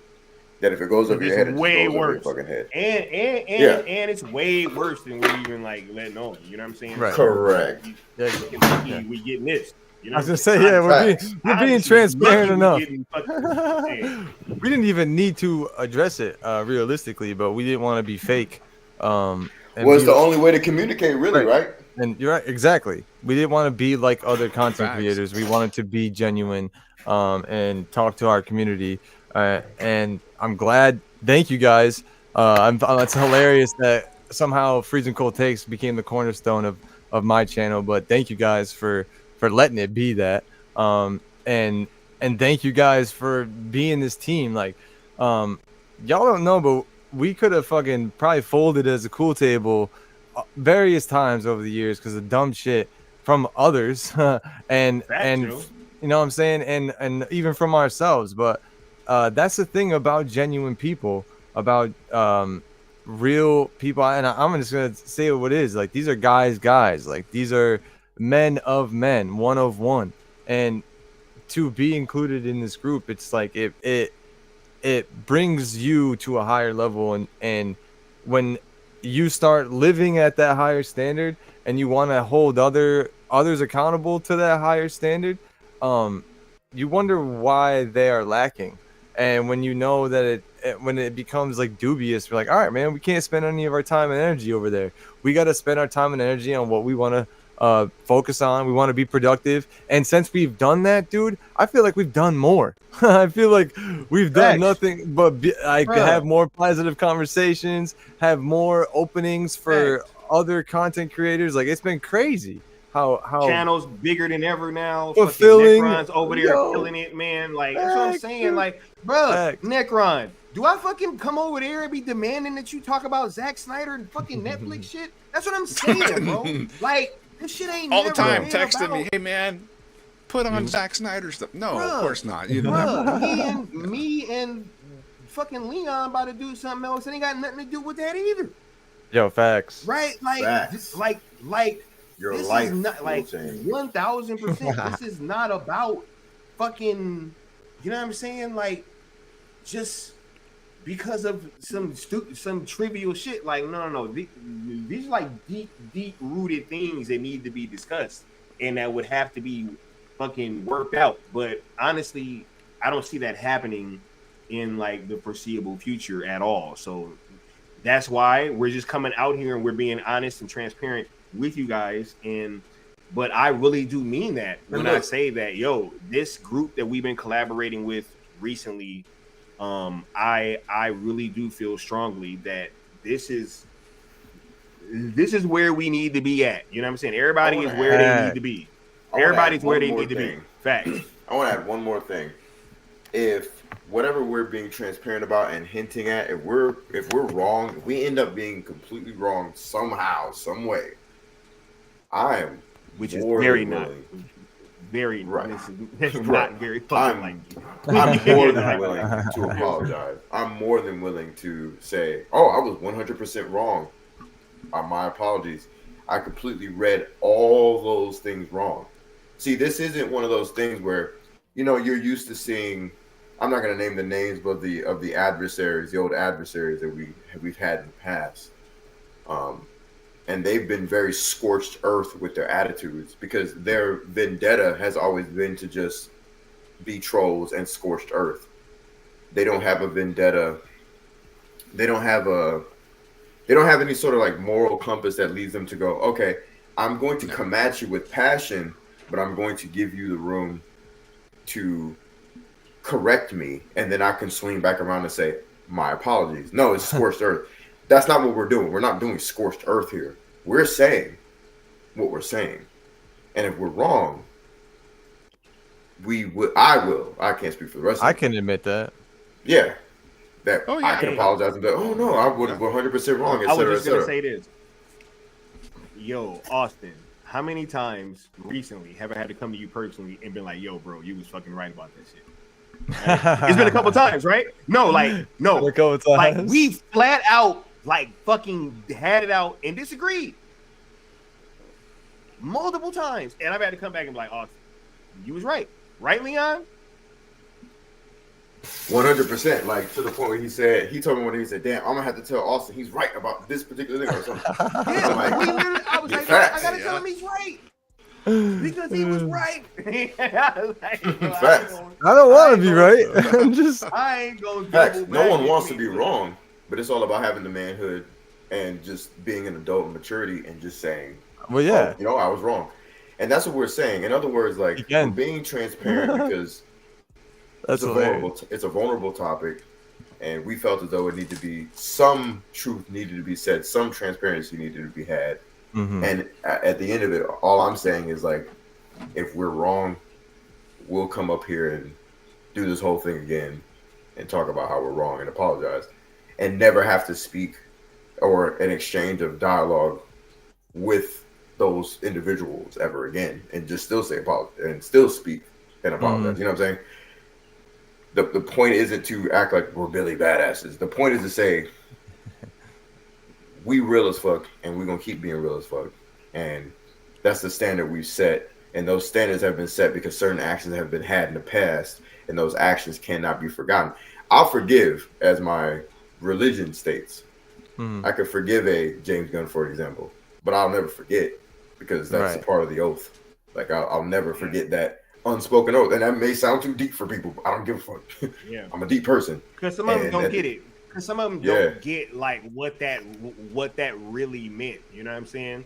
And if you didn't, then I don't blame you for not understanding. But just know that James Gunn shit, like, you know, look, and I don't get no bones about it. Like, no, it's fuck that dude, man. I don't Mhm. care. I don't care. You know what I'm saying? Like, you know, I'm never watching Guardians 3. You know, hey, I can live without watching that guy's movie. Me That guy's too. movies. And it is a personal thing for me.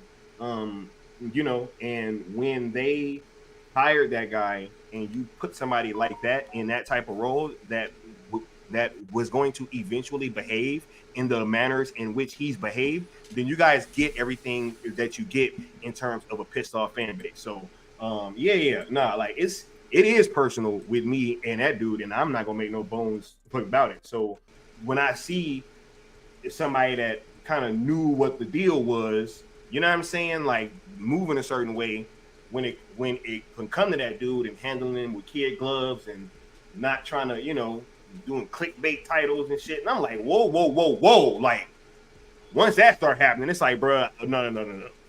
We have to really let everybody know exactly what it is, and then we'll just move forward. But speaking of moving forward, I did want to get to that next announcement for the people, though. That last announcement. We've been here for like quite a bit. Yeah. I gotta go to bed soon, but yes, this last announcement, it's been heavily requested. It's something that selfishly I'm looking forward to a lot because I cannot wait to dap up my homies at the Cool Table meetup this motherfucking summer. Let's go. Y'all, we're having a meetup this summer. August 24th, 25th, I believe, is the weekend. Yes. August 24th, 25th will be the Cool Table meetup days. You know what I'm saying? We're gonna be meeting up in person in LA, rocking out. We will be here. And man, I'm so excited to see the homies, man. So excited to meet some of you guys. Whoever's gonna be able to make it. We just hope that there is a cool amount of people that are able to show up. But I mean, honestly, if we just got the homies here, that's all that really matters. Yo, facts. Yeah, for sure. Yo, facts. Sorry guys, if y'all don't show up, we'll still be hype as fuck, having the greatest time, and you're all gonna be mad that you didn't show up to the Cool Table meetup. So facts. if it's within your budget, you got plenty of time. We're trying to tell y'all now in May, almost 3 months prior, so y'all can get your financials together, get things taken care of, start looking at whatever you got to look at to get to LA August 24th and 25th, so you can see us, hang out with us, and have a good time. I'm crossing my fingers. There might be a certain director with some cuts coming out on Netflix around that time. Oh my god, that'd be crazy. So we can have a little something to celebrate. In-person watch party, shit. And just saying, dude, who knows? If the Cool they won't know if the Cool Table shows up. It's just gonna be crazy on the red carpet, dog. We're gonna shut down the whole YouTube internet, bro. You got all four of us streaming at one place. We'd be covering the entire premiere, just asking questions to everybody, dude. That would be great. So yeah, I'm crossing my fingers that there might be a little bit of a premiere something, party, whatever, for the director's cuts. That'd be super sick. For the one time I'm in LA, that'd be dope. So you guys know now, August 24th and 25th in LA. More details to come, but we wanted to give you guys some time to plan, if you can, and don't just write it off now. Let's think about this now. Like, y'all might never have this chance again. 4 Cool Table members in one spot, one time. Like, this might be a once in a lifetime event. So, you guys might want to dip in. Especially if Zach fuck around and drop them damn directors. I'm saying, that'll be crazy, dude. That'll be crazy. If he fuck around and do that, serendipity, bro. We got a guardian angel looking over us, who I think might have some help setting that shit up. So. I don't know, bro. I'm a firm believer, and I have faith that that's gonna happen. I got a feeling that that's gonna happen for us. So yeah, everyone knows now. Cool Table meetup, late August. I'm so hyped for that. And before that, we got the engagement event on Superman Day, and we'll have more details dropping on what we're gonna do then as well. But at least now y'all know. That's when we're getting ready for. So if you guys want to make art, you want to make whatever you want to make for Superman Day, you want to focus on Man of Steel and focus on Clark Kent, the homie, Henry Cavill, show Henry Cavill so much damn love on Superman Day. You don't want to see anything with apple corn sweat. That's what I'm gonna call him now. Apple corn sweat, dude. The inside joke for everybody who knows. But that's what's coming up. Apple apples. That's what's coming up on this channel as far as what I'm doing. Real quick, I know I told y'all we're gonna do the racing and everything. I got moved back home. I've been racing. I haven't been showing y'all. It's been my dirty little pleasure, bro. Like, do I gotta stream everything? Do I gotta show y'all everything that I do? Can I just have some fun on my own time? That's what I've been feeling like. So I haven't really been wanting to stream that. I've been getting the zone, and this is me when I race, y'all. I don't say shit. Like, what am I supposed to look at a chat? No, dude, I'm looking at the freaking road. Like, what am I supposed to do? So it's gonna take a little bit of figuring out before I get the streaming on there. I might go over my highlights for racing as far as that goes. But we will have more good content coming for you. I don't want to tell everybody everything yet because I want to make the logos and everything. I told the Cool Table my plans for this channel, and they're all excited. So more will be coming. I was joking with them when we started this stream. I was like, God damn, I gotta delete some of this shit. Jeez, man, it's been like 6 months since I've had a stream. Like, damn, I still had all my sports stuff up. So yeah, we gotta get back on this channel. I've obviously been working super hard on all the homie stuff, and that's where my focus always will be because I love making stuff for my friends. So we will get back around to doing some more stuff over here, focusing on NASCAR.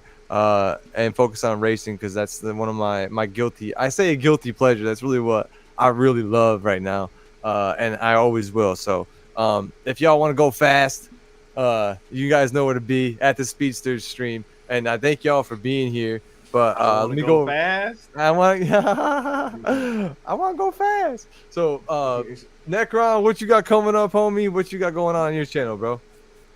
L Boogie. Well, L Boogie. I bring the jams, right? If I live stream my racing, it might be intimidating. So that is never going to happen on my channel. So just know that. Oh man, look out! Fucking racing their beats, you know what I'm saying, right? So anyway, tomorrow on a witching hour, I am doing the Necron shirt raffle on the Wheel of Death, where we all you gotta do is do a $5 super chat, and it puts you on the wheel. Another $5. Well, of course, you're gonna get more on the wheel, more chances. And I'm bringing out some old school shirts from the '90s, early '90s, actually, a couple of them. The metalheads will know what's up, and they're gonna be wanting them. So I'm doing that tomorrow. Damn. And I'm having my friend Ken from one of the biggest YouTube death metal guys. He's gonna come out on the channel and hang out with me and drink some beer, and we're gonna listen to jams and do the show. And you know my chat, it's gonna be a good time. So basically, your chat is the wasteland, bro. Yeah, pretty much. Oh, and we're making it official. Me and Sky and Retro Nerd Girl, probably maybe once a month. Pandora's Box will be back at least once a month to talk about. Let's go. Whatever we want. Don't open the box. I gotta get with Retro on board, but she's usually is. I mean, we just find a day, work it out, and we'll have some topics. Hell yeah, that's dude. That's can't wait for that to be back. That's nerd part of my channel on there too. And Austin and Leon, you guys, you're always welcome to you. I don't have to send you an invite. Just say, hey, I want to hop on, and you're there.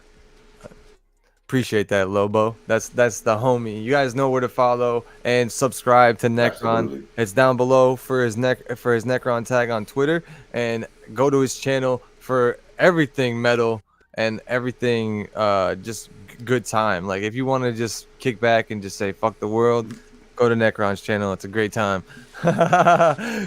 Scorched Earth, as it were. Wasteland chat. I like that. The Wasteland chat, dude. That's what it is, bro. That's the name of your chat, the Wasteland. I love it, bro. Somewhere along there is Fury Road too, in the Wasteland. But Leon, what you got coming up, homie? Let me over this way. Leon, what you got coming up on your channel? What do you got coming up, Leon? Yeah, exactly, bro. What you got coming up, player? Who, me? Yeah, you. Yes, you. Insert the that 50 Cent meme. He's like, what did I do? Hey, I say I can't. what's I that can't. fucking rhyme? It was like, who, me? Yes, you. Yes, Couldn't be. couldn't Then Then who? who? Basically. Yeah. Leon, I can't clown on Leon too hard because he's kind of waiting on me for some stuff. So my bad, Leon. Oh no, you good. You good. I mean, hell, everybody's been waiting on me. Exactly. Everybody's been waiting on me. Here's the thing, like, what was it? The phrase that you said, Sky, about perfection being the paralysis by analysis. There you go, paralysis by analysis. Yeah. I've told Sky like I overanalyze. Like I wanted to do this. And I'm like, bro, let's just do it. So anyway, I'm not gonna name any names or be specific on anything, especially after this stream. You know, people love stealing ideas. So I'll just say, yeah, exactly. You know what I'm saying? I was Mr. Branding. You know, every catchphrase and brand that came out of my mouth. I'm going on mute, bro. If you know, you know. But anywho, I'll just say that look forward to more of me, solo. Not exactly solo, but just peep my channel. Go to Leon's channel. Subscribe to Leon's channel if you want more Leon right now. Exactly. Let me go ahead and. Should they be watching out soon for that, Leon? Yes. Yes, very soon. Very soon. Very month of June. Yes. I just typed that in the chat. You're welcome. Right. Yeah. So look out for me to do more on my channel. I'm pretty hyped about this too, by the way. It's been a long time coming. And of course, I'll be collaborating with the homie Sky, obviously the rest of the cool table, Austin, Necron. But as it were, I'm going to be collaborating with Sky on a project. And we're going to be new geeking it out, man. So all my new geeks come through. I'm Leon of the new geeks. I'm not the only new geek. Y'all have no idea how much of a fucking fury road that this has been. You know what I'm saying? Like to this point. The Syndicate Network. Leon's been he's been the last one, bro. It's like, bro, we're doing content, bro. Dude, since we started the cool table, dog. He did hit us, bro. He did hit us with that ill fucking interview, though. I will say that, but it's been crickets. Of course. I brought that shit up on Hold My DualShock earlier. I was like, bro, this motherfucker don't even be doing videos, and then he just pops out with a Chris Wozniak. The illest fucking interview, bro. Like the illest shit. Like, I know. Didn't tell none of us. Just fucking bow. We like, oh damn, Leon, let's go. But what's interesting is, I was like, Leon, you better drop that shit. You know what I'm saying? And even thinking about the irony of that, like, I know, right? Right. But yeah, it's so interesting. Life is funny, bro. It is. Life is funny. Hey, and bro was looking out for you. See? Of course. Superman always saving the day. Yeah. Yo, it's funny because like I have these little connects here and there too. Now that I think about it, like behind the scenes of people that I chat with. I got a homie that's in a certain industry. I'll tell y'all after we get off. It ain't even like big like that. I'm paranoid about this stream, and people like to snatch ideas. But anyway. And I chat with him. On mute again, bro. I chat with that dude quite often, man. Like, and he's pretty big in his industry as an independent. Yeah. And I bet you I can get him on my channel, or vice versa. You feel me? Like on some collaborative type shit. Because he and I have done. We've done. What do you call those? On Twitter. Spaces. We've done spaces together. And having discussions, and they were dope as fuck with his audience of like thousands and shit. So I think y'all have caught those. But anyway, so I'm excited, man. I've just been, you know me, I'm not a clout dude. I ain't nobody that's really trying to make it big like that. I wanted to help out. I've always been That's why I jump on y'all shit. You know what I mean? Like I'm like the ultimate guest, as it were. But you know, I did make this brand for a reason. I just have been so We about busy. to switch that shit up though. You know what I'm saying? You know what it was? Bruh, the time is now. I was busy, one, and two, it was paralysis by analysis, wanting the setup to be so immaculate and I told him all this bullshit. And I'm just like, I see people doing shit on their phone. I see people walking around. I see people like they're like in static. They're stuck in the Speed Force. Like they're beating Austin to that moniker. You know what I'm saying? And they're doing their thing. And I'm just like, why am I acting like I gotta be all CNN with it? Just get my ass on the stream and just talk my shit. You know what I'm saying? Like, fuck it. So I'm here. Leon of the New Geekz is here, and we got some good stuff. And a particular segment I'm quite proud of thinking about and going over, because it's like Scott was alluding to earlier. You know, the world isn't just Cape shit and Zack Snyder. You know what I'm saying? Like, we can and will expand. And we aren't either. You know what I'm saying? Facts. So we have a lot more to offer. And so And I don't think anybody else in the chat is either, bro. That's the point. Like, it's never been just like, yo, we only got to talk about this and we just got to stay in this little box. Like, that has never been the case. I did 2 seasons of sports shows, bro. Like, come on. Like, it's never been the case. And y'all been on, and you've been on them. Fucking A. You were on the shows. So, yeah, it's never been about that. And I'm glad that we're going to get more Leon and more his opinions. We need more Leon, right? We need more Leon. We definitely need more Leon. The world, not only do we need it, but the world needs more Leon, bro. We need more. That's what I've been telling him. We need more thinkers out there speaking their mind. Like what have I been saying, Leon? I appreciate it. No, Sky's funny because like he'll tell me, but he'll be like, man, I listened to this one dude. Like he told me about a couple of dudes. He's like, and this motherfucker just sound like you. Well, you need to be doing this. Oh like, yeah. Oh, especially the one dude. I ain't gonna name because you know people like to steal ideas. That shit was uncanny.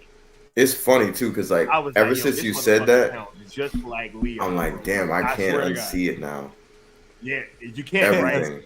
I was like, bro, you are him. Like y'all are the same. And this dude, hey, that's a cold motherfucker.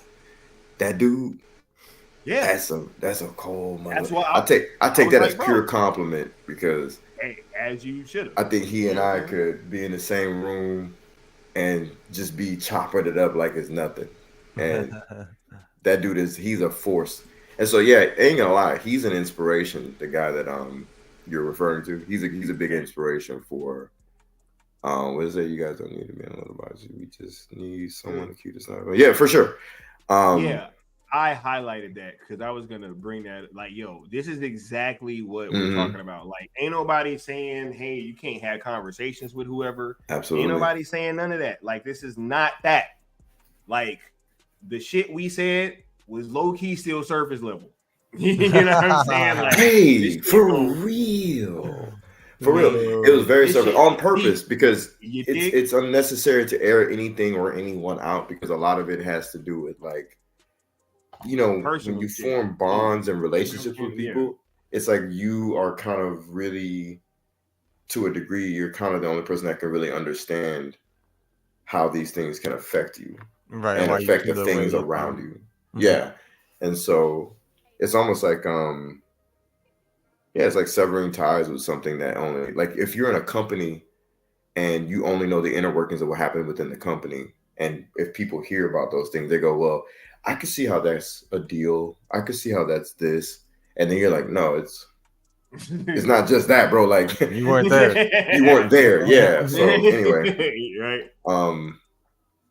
I am excited for what's to come next. And so stay tuned. I believe so for now, I was going to set a date, but I'll just say stay tuned because I am waiting on Austin. Yeah, I don't want to say. It's my fault. I don't want to say. And that sounds weird to say, but I want to do it. I want to do it this weekend. Is what I'm trying to say. So I will say that I want to do it this weekend. I'm about to say, fuck all that. We gonna do that shit this weekend, whether Austin ready. Oh yeah. You know what? We doing it this weekend. Say that too. I did say that if Austin doesn't, Austin then we'll just do that. You gotta be Yeah. ready. Yeah. We don't need none of that extra fancy schmancy shit. I mean, maybe I do. He's gonna make Leon do a especially- bare especially bones. after that trailer. He's That gonna trailer was hard. after that trailer. trailer was Sorry, hard. no, sorry. That trailer trailer was was fire. hard, and we're gonna play it on the way out. But we don't need that fancy schmancy shit. Saturday. Yeah. Yeah, Yo, we're gonna Saturday. make him do a pilot I'm episode. saying it. with Saturday. nothing. Saturday. We rock. And then I don't show up. No, just like, no, this Saturday. No, for sure. This Sure. Saturday. No, Yeah. You You're gotta right, because have I actually did say that when we talked on the phone. I said You said I this said Saturday. even if Austin doesn't, then this Saturday we just gonna do it. And then he was like, yeah, I forgot I even said that. All right, so That's why this I'm Saturday, be on the lookout. I'm not You gonna gotta- name nothing. It's just gonna, You gotta just we gotta start that convo back up because it was Memorial Day, so we kind of Oh yeah. took a little pause on that. But yeah, we'll start that I'm back gonna up. show you what I'm I talking get about that too shit. structurally, man. I think I'm glad we're kind of having this kind of transparent conversation so that everybody can see like we really trying to cook. I'm gonna show you what I'm talking about too. It's a channel that I have been peeping, and I rock out with them too. I actually mod for this channel. They dope as fuck. I ain't gonna name names though, but they dope. Just And send it to me.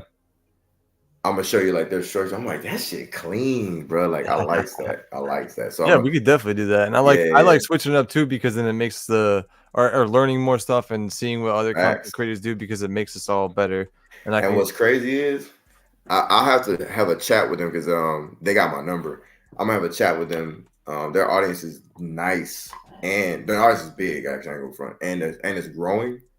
I'm gonna see if they're into the geek stuff and just entertainment overall, and just see if they can slide through. You know what I'm saying? Because they dope. They dope. These dudes. You know what I'm That's saying? good. Well, But, we got the new geeks are gonna finally be formed. Everyone's gonna be a part of the new. Hey, geeks. all of y'all new geeks. That's what I'm By saying. proxy. When you We come the into cool the chat, table. Yeah, but your all new y'all are geeks new over geeks. there. You know what I'm saying? Sky, what you got coming up, homeboy? Oh my goodness, man.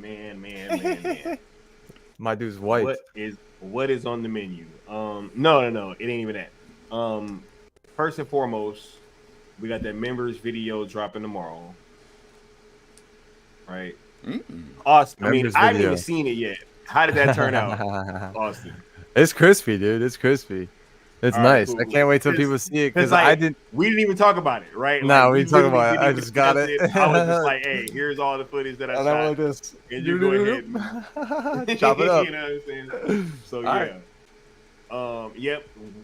We got a members video dropping tomorrow that I'm super excited for. We got cartoons of cereal on Saturday. Be tuned in because we've also brought, as you guys have seen, we brought Night Shift back. Me and Stino probably will be going live tomorrow, as well as there will be a Zack Snyder hour tomorrow as well. Man, we just got a lot of stuff coming for you guys, man. A lot of streams, lots of new ideas and fresh things that we're doing. And we just want to make sure that everybody is rocking out and having a great time as we're over here continuing this campaign. And we value each and every single one of you guys. It is only through each and every single one of you that we're able to do the things that we do. That is 100%. You guys give us the power and you put the batteries in our back that allow us to go ahead and continue and to make these things happen.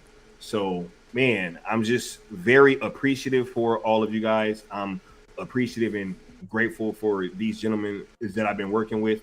And I'm very appreciative and grateful for all the new collaborators that we've been working with as well. Because these last few months has just been super, super dope. And I know that I had to kind of take a step back because of my health. But, we almost back to where we need to be. And I'm getting charged back up and I'm ready to go. So we got lots of stuff coming for you guys. And, just be on the lookout. Wholeheartedly, I got much love and appreciation for all of y'all. So, man, just stay tuned. And we got a lot of stuff coming. Night Shift, Zack Snyder hours, cartoons and cereal, members videos dropping tomorrow. Like shit's just it's everywhere. Engagement, Floodgates are opening. events. You know what I'm saying? Like, yo, we here. You dig? For the members video tomorrow, I will say, disclaimer: it's not an audio really experience. It's not a conversation. It's a visual experience. Maybe, and that might be a little bit teaser. So it's not something you're just gonna put on and listen to at work. You gotta watch that, and you might want to put it up on a big screen. Who knows? But you definitely want to watch that members video. I'm actually really excited because I have not seen it. Like I have no idea what it would. It's crispy, dude. It's crispy, dude. It's crispy. Homie. Hey, I'm just glad because it was my first time ever doing something like that. You know what I'm saying? Hey, I was getting my pantomime exactly what I was getting my pantomime on. You know what I mean? Hey, y'all gonna see what I'm talking about. You're gonna know exactly what I meant. Fingers, you know? I fucking loved it, bro. I fucking loved it. Yeah, and we got a quick little Easter egg for y'all, or something for y'all to look for, about like page 39 or so. I'm just gonna say that. Is it 2 pages or is it 1 page? Is it 2 pages? Or, I didn't cut that shit out at all. I was fucking watching. You didn't cut it out? Fuck no, dude. I fucking left that shit right in there, bro. So everyone could laugh just like we did, bro. Oh my god. Homeboy fucking stuck it. He second guessed himself like 4 times. Cut it out. Dude, I left that shit in there. It's just so funny, bro. We're real and authentic over here, bro. We got my guys. He second guessed himself 4 times, I think, bro. Anyways, bro, it looked like gloves, it. Man. I'm like, bro, pull it apart. Pull it apart, bro. Do it. And it wasn't coming. It was the gloves, bro. Y'all gonna see. Bro, inside baseball, inside baseball between me and Sky right there. But yeah, we have a lot of conversations through the ether, which is hilarious. We don't even need what's understood don't gotta be explained, and that's I think that's why we so close to the cool table, because we really do get along and fuck with each other like that. So man, we all announced what we got going on. We all talked about what was going on in the fandom. We addressed things that we were seeing that we didn't necessarily agree with, and we had said our piece about it. We're going forward. We always strive to move forward and be positive, be productive, be efficient, because we're only alive for so long. And when we do this stuff like squabble and waste our times with just, I don't know what it is, just engage, like trying to make money off of clout and whatever it is, like, I really feel like that's a detriment to not only our time, but it's like my health too. Like, shit, I'm not this young for this long. Like, you're really wasting my time. So I'm glad that we're able to take a different path respectfully and do what we do, continue to do what we do on a monumental level. And like Sky said, since we made that shift, my life has been better. My daily being has been better. Like, I just feel more motivated. I feel more positive. I just more light in my life. So if you got to do that too, if you're listening to this in the chat, don't wait. Get rid of that baggage. If you got to. If it's something that you need to hold on to, then by all means. But if you feel something weighing you down, don't ignore it. Because you're doing yourself a disservice. And like I said, we only got so much time. Leon definitely don't. Leon definitely don't. I want to get this shit over with right now. Yo, cut that shit off. Wow. Right. We said our piece. Everybody, be ready for Superman Day. Play that video as the fucking outro, bro. Too. Yeah. You know what I'm saying? Be ready for Superman Day, June 12th. That's the official date.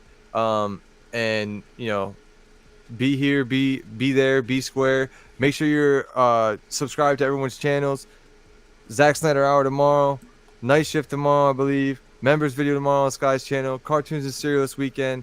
Massive Witching Hour show for Necron tomorrow. He's giving away some 90s rock t-shirts. And, we got some race weekends coming up. So we're going to be doing what we do. What's up? Yeah. What? What'd you say? Raffling then. I'm raffling t-shirts. What did I say? Raffling, not giving away. Oh shit, Yeah, raffling. I'm giving them away. My There is a No. difference. My bad, my There bad, is my a bad. difference. You know what I'm saying? Fucking I gotta raffle, pay dude. that You gotta moolah, pay for you dig? admission, bro. You gotta pay for admission into that. My bad. My bad. My bad. Yeah. It's all good. Thank you for the correction. But everybody, have a good freaking night. I was like, Thank you, everybody, for being here. If you were here for the whole stream, much love to you. Really can't say enough about this community, about the people within it, everything that you do on our YouTube channels, on Twitter, on every social media platform, everything you do in your daily life. Shout out to you. Shout out to you taking care of your responsibilities. If you're not taking care of your responsibilities, stop fucking watching this stream and go do what you got to do. All right. I love all y'all. Have a good night. And until next time. Peace. Bang.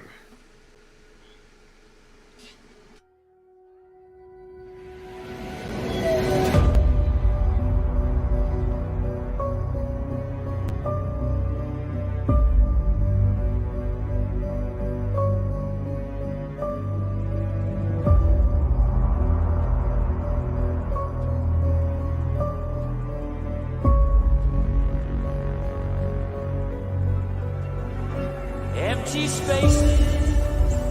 What are we living for? Abandoned places.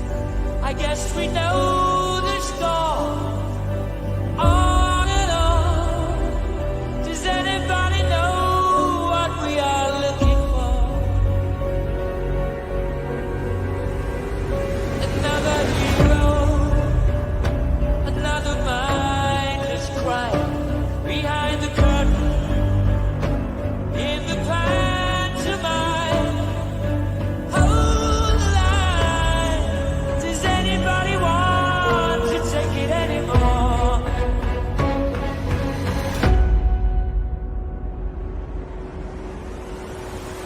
So much more. There's so